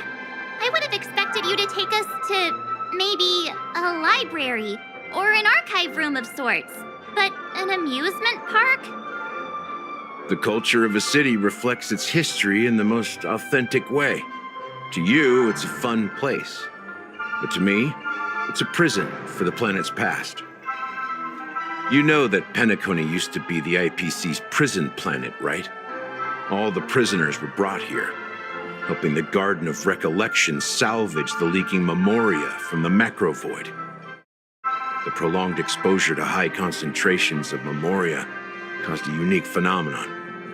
The dreams of countless prisoners intersected and overlapped, and people started meeting each other in their dreams, living lives that were almost identical to reality. But everything has a price, and sweet dreams are no exception. In the end, the dream world was unable to alleviate the suffering of prisoners in reality. One of the prisoners broke free from the IPC shackles and fought for freedom. He is Hanu, the great leader of Dreamville, the great peacemaker, and the faithful companion of the underdogs.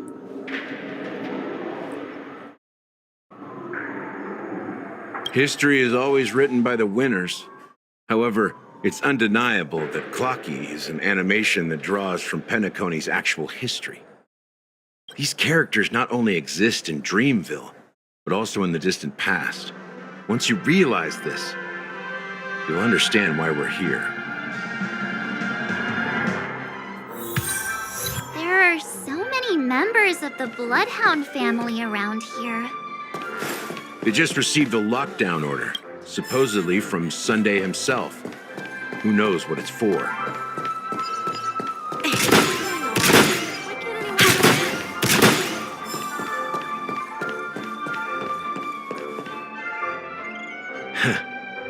So many of them. I've never seen anything like this, even when they're tracking down suspects. We don't need to go in. We don't want to draw any unwanted attention inside. We can just talk here. Let's find a quiet spot and continue our conversation. The view here is great, right? We can see everything from here, including Clocky. If all the characters in the animation are based on characters in reality, then Clocky's counterpart is definitely the Watchmaker. In the animation, he's Hanu's partner and one of the founders of Dreamville. Does that mean the Watchmaker was personally involved in that war and sided with Asdana? It was a monumental war for freedom. Hanunu fought alongside a motley crew of masked fools, nameless, history fictionologists, mourning actors, omen vanguards, even visitors from beyond the sky. In the end, they emerged victorious. Among them was the person who would eventually be known as the Watchmaker.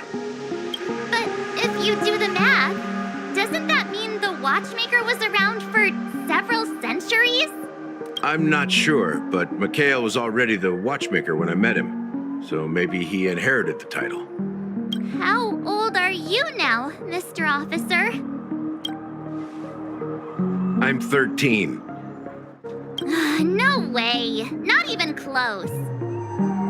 Anunu freed the frontier prison, but peace still eluded him. With limited resources, threats from the outside world, and internal conflicts between major prison districts, the future of Osdana was uncertain.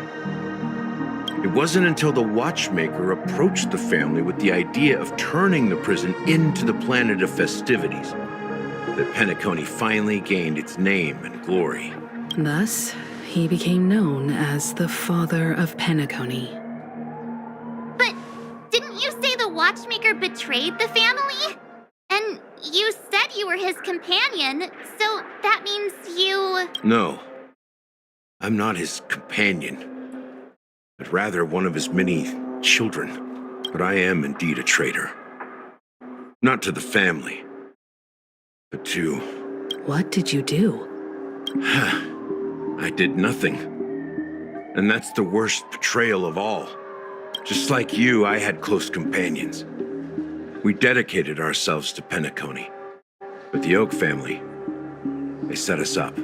Mikhail was too old to protect his children anymore. So we left the family to find our own path. We were branded traitors of the Harmony, even though the true traitors were someone else. While they continue to praise the Watchmaker's name in the world, behind closed doors, they condemn him on a pillar of shame. Nevertheless, we wanted to clear his name.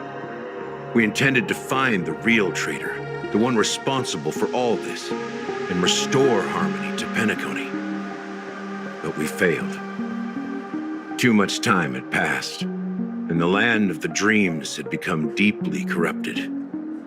After countless fruitless pursuits, I gave up. Like a lost dog. The family accepted me and made me an officer, supposedly as a form of forgiveness. But it was actually a punishment. Since then, I've been completely cut off from my partners and my past.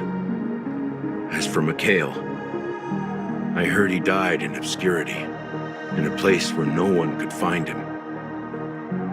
That's when I realized that the Penacony I once knew would never return. We're truly sorry for what happened. But this is not the end of the story, right? Apparently, someone has inherited the title of the Watchmaker and has been secretly working against the family all this time.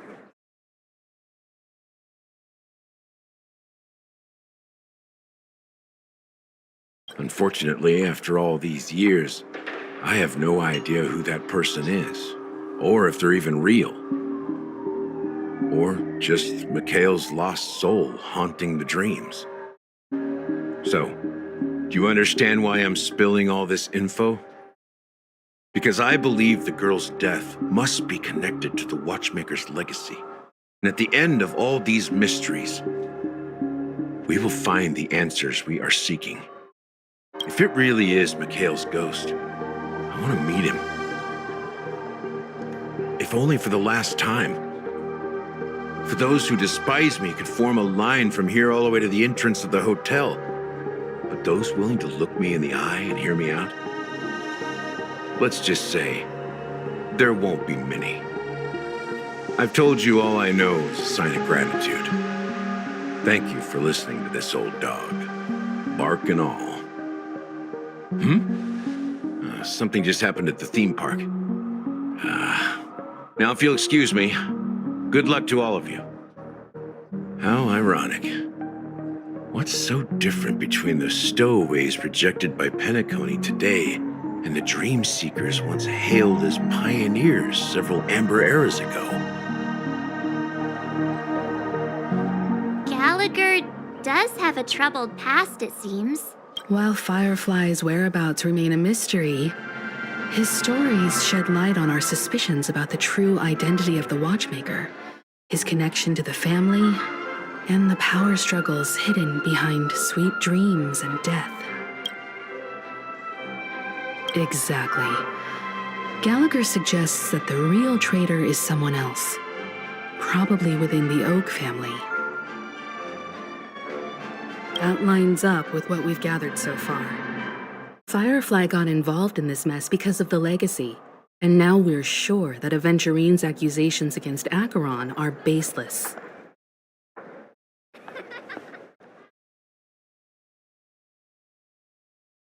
You're really into Clocky, huh? He's just a fictional character, not a real person. Speaking of which, that Clocky who only reveals himself to you is quite intriguing. It's a shame we've never met him since then. Now that we've confirmed a lot of our suspicions, let's take a moment to think about the clues we have. Send a message to Welt and see how things are going on his end.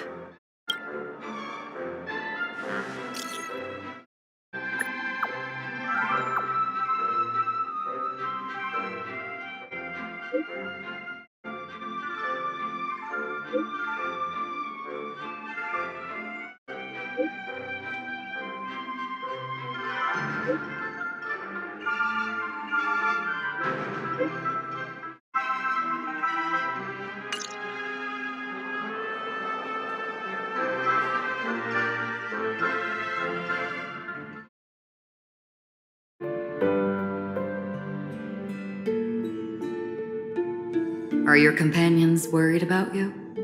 They're just checking up on me. Let's get in and get out. Seems they've made some progress. Looks like we're about to enter the depths of Dew-Light Pavilion. It's been a smooth ride. Almost too smooth for a heavily guarded mansion. Let's see if there's anyone waiting to greet us.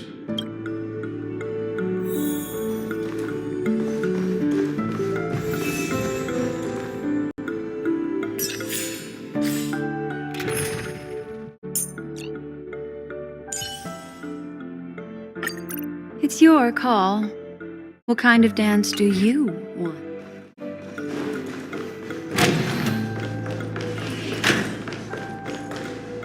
Something feels off. A grand mansion like this and not a butler or servant in sight. Could it be due to the disruption caused by the emergency? Well, this door is open. Looks like we'll have to investigate ourselves. Let's proceed with caution. Just one moment.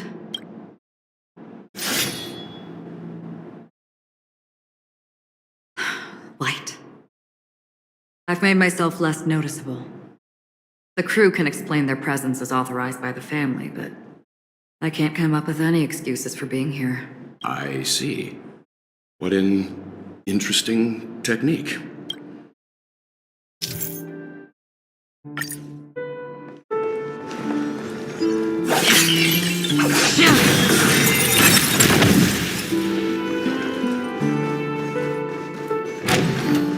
Model in the sand pit. It's the golden hour, isn't it? Maybe the heads of the family, the footprints here are different from the rest. Two sets of them. Looks like outsiders might have passed through here not long ago.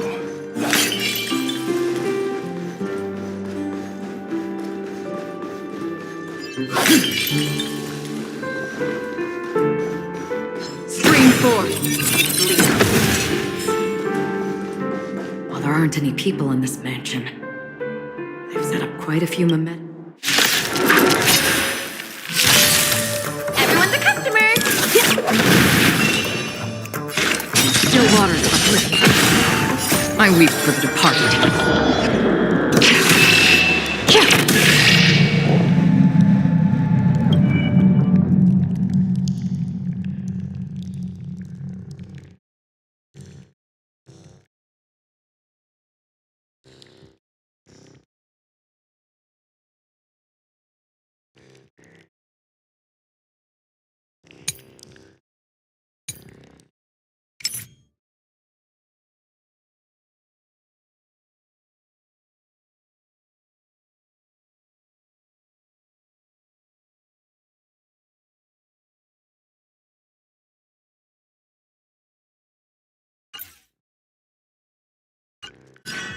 Hasten.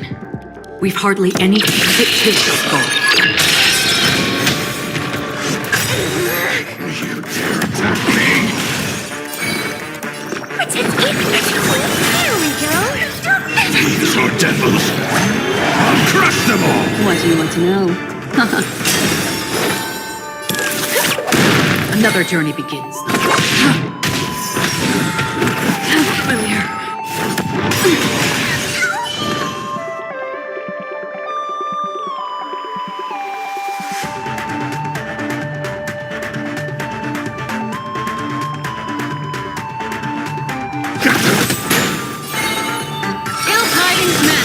Free will, or was it fate? Destined for oblivion. Don't throw the game!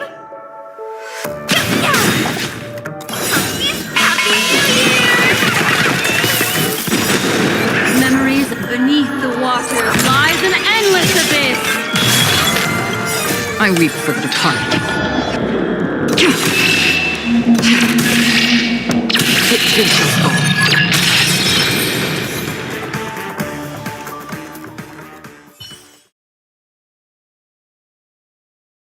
Look, it dropped something. A note. Looks like instructions from the butler for the other servants. Seems like the mansion's entire workforce were assigned other tasks before Robin's death.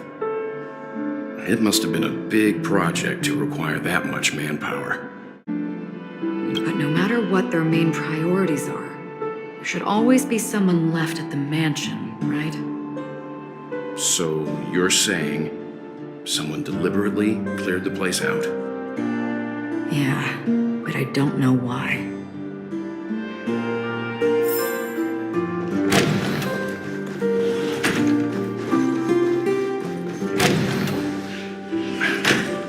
No one here either. Since no one's around to entertain us, let's make ourselves at home. Stay close to me so that my white can cover you too.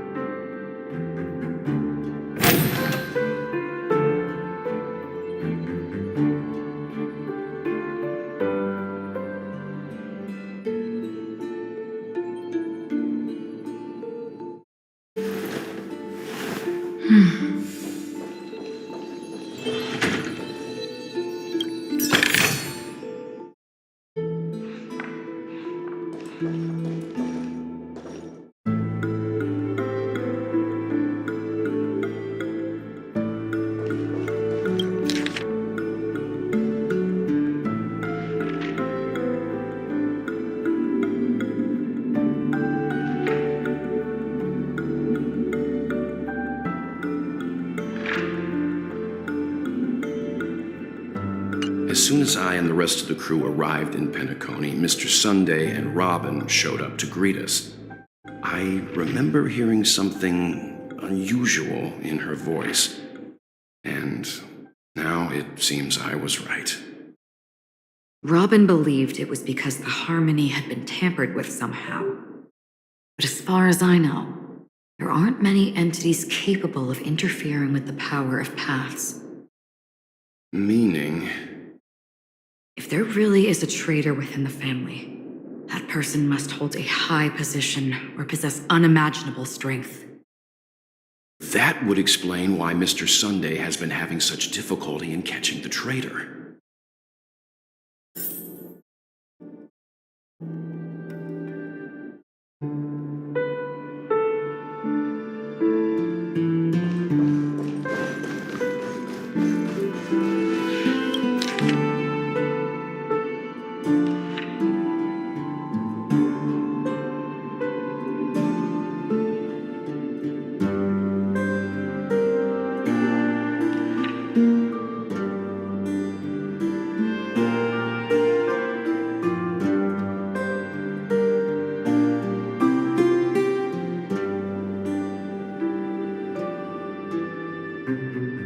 Information about Robin, Firefly, and the other victims.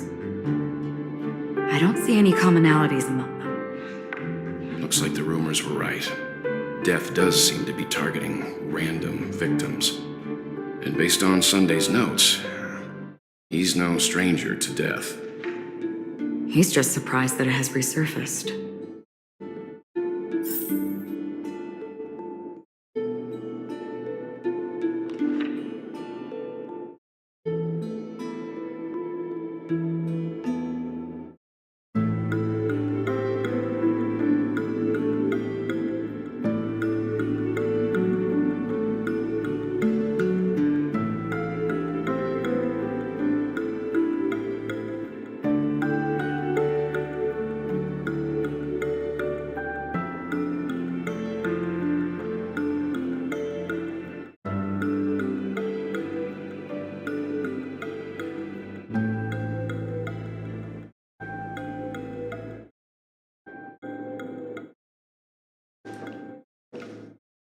This light cone is securely guarded.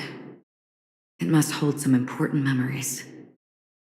According to Robin's interview, despite having performed on so many grand stages, her favorite performance was a pretend show she put on with her brother when they were just kids.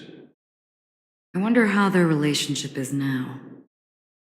Growing up brings gains, but also losses. Yeah, time has a way of smoothing things out. The beautiful dreams of youth will eventually fade away.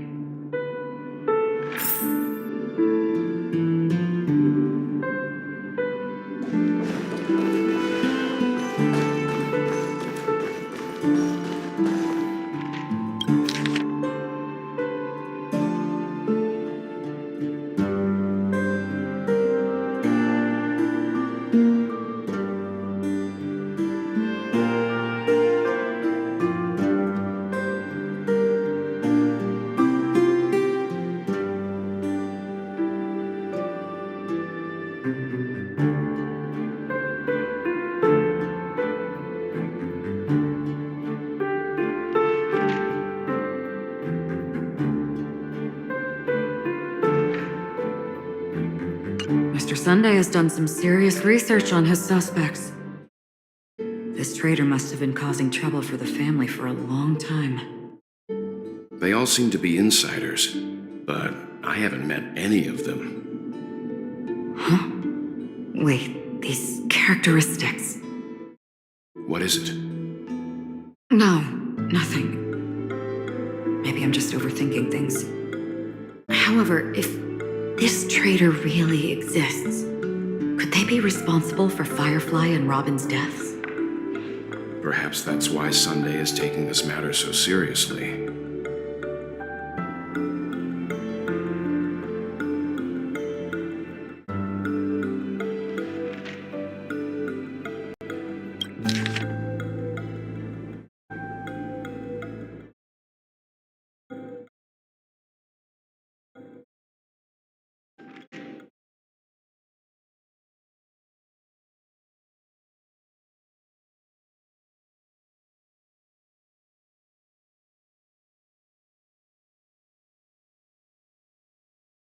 It seems neither the Dream Master of Penacony nor this old Odie is happy with Sunday's recent performance. They don't seem to care much about death. Instead, they're more concerned about the Charmony Festival and the Watchmaker. Maybe the other family heads don't think death is a big deal. One thing's for sure. There's a lot of internal conflict within the family, and everybody has their own agenda. That's all for now. Nothing more noteworthy.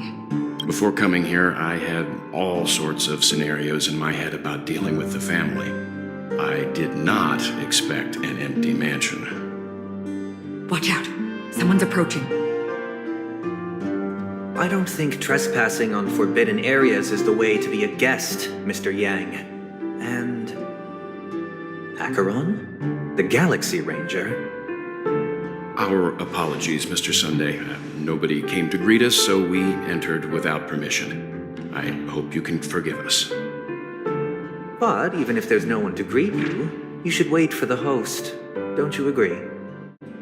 Even without the famous Galaxy Ranger.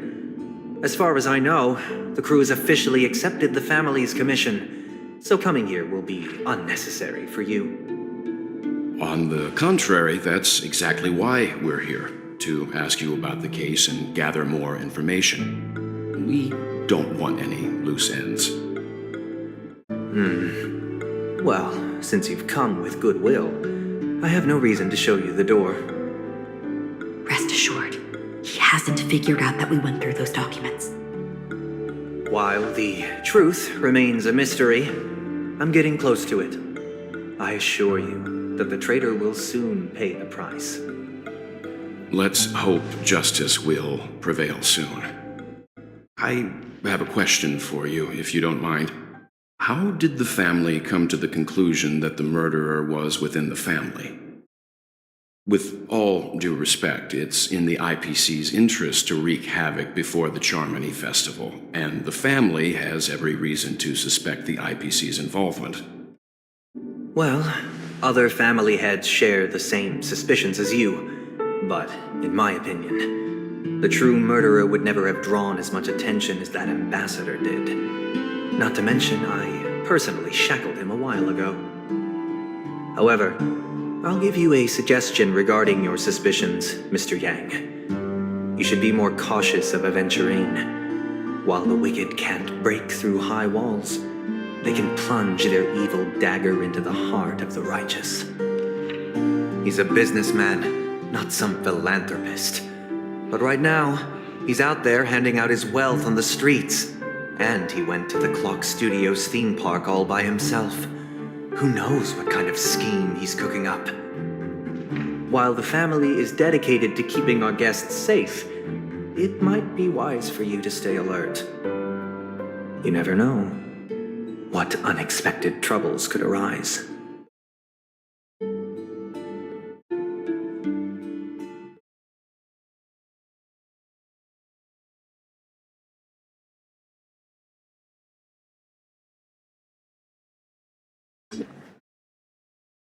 According to a Pierpoint hotline tip, there was a major breakthrough in the shocking Ejhazio Aventurine case. The suspect has been arrested. This fraud case has been linked to many departments within the Interastral Peace Corporation and the Intelligentsia Guild, causing a large drain in manpower and resources, resulting in the IPC taking a massive loss. The case's main suspect originates from Sigonia 4 and is one of the survivors of the second Kataka-Abjin extinction event, who does not carry an interstellar refugee travel permit. As per Strategic Investment Department Head Diamond's sentiments, the IPC has appropriately relocated the suspect in the spirit of the Charter and will continue to conduct further investigations as to the motive of the suspect. What pretty eyes. Tell me, do they shine in the dark? Well, if they did, I'd sell them in a heartbeat. You don't know how many people long for your eyes to be closed forever. As a servant, you should not resist your master. Yet, you went and killed that man anyway. No lawyer has the audacity to defend you. Perhaps you ought to represent yourself. Not difficult, but definitely pointless. You're pretty confident on your eloquence. Did you also think that when you lied to the Intelligentsia Guild? Ask and you shall receive.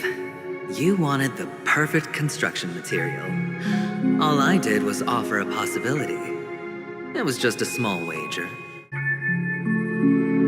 If your luck holds out, the IPC will dig something up from the golden sands of Ejhazio. Maybe even the Sand King's remains. Pity your luck has run out. I'll admit that.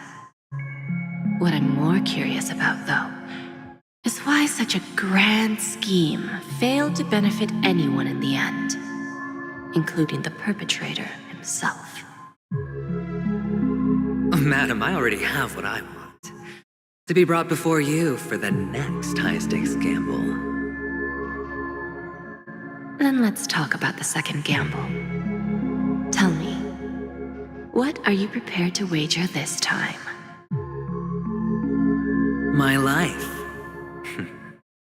I bet you won't send me to the gallows. What do you want, then? I want your Lenore to meet with me. I have something to say. And then what? I want cash. It can't be that simple, can it? It is that simple. 30 tanbas. The remainder of my market value. 30 tanbas. No more, no less. With this money, I'll climb to even greater heights than you. Grasp even more riches than you. I wager you won't give me this chance. Which is why you should call him here. Interesting. A pity Diamond won't see you. No one gets to see him. From here on out, I am Diamond's representative, and I will decide on his behalf. You're wrong. 30 tanbas. I'll give you that. And much more than that. Wealth, status, power. The IPC will give you whatever you want, even what you don't want. Kakavasha. A good name, but unfortunately destined to be buried in the dirt. You, though, you deserve to live, to create even more wealth for us. Go, pick the clothes you like, then choose your desired identity. And then, use them well, child. May your plans never suffer failure. Life is like a long-term investment. Those who choose correctly, do the correct things, reach the correct outcomes, and show the world their value. People can't always make the right choices in their lives. But luck has always been on my side. I've never lost. Is it because Gayatri blesses me?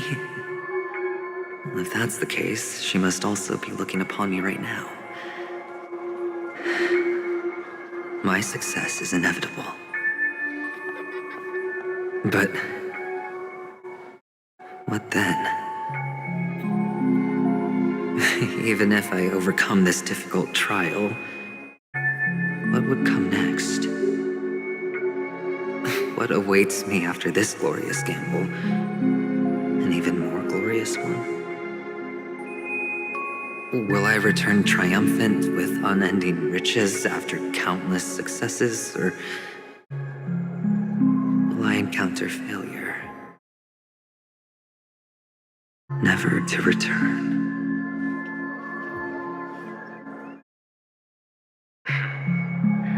I'm pretty sure you already have some ideas. Lowly gambler.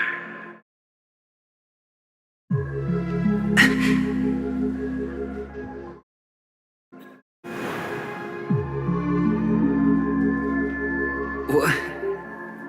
What?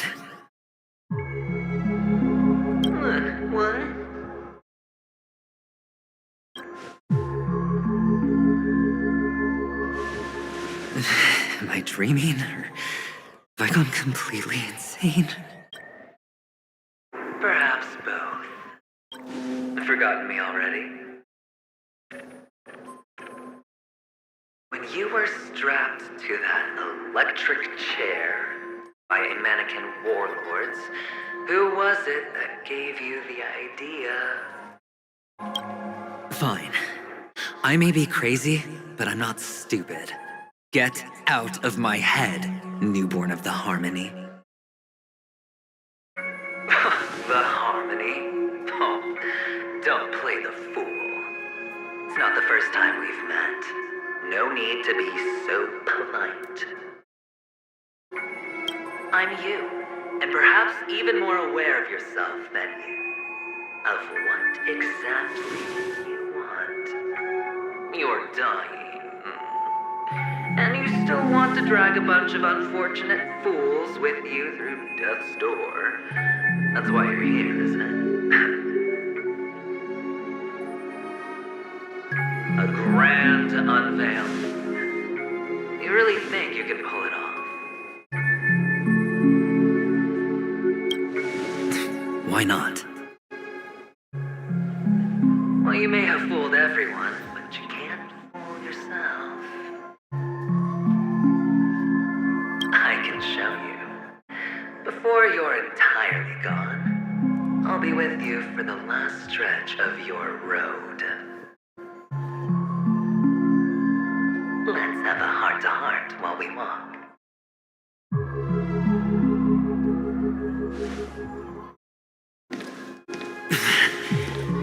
What exactly are you? Most people in this world spend their entire lives just to reach one outcome. And I am that outcome. Kakavasha, I am your future. First, I'm hearing things, and now I'm seeing them. Great. Am I going to be elevated into the Harmony's Emanator next?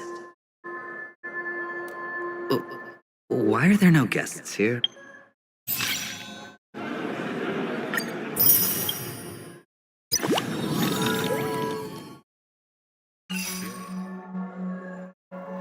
What's that featherhead doing?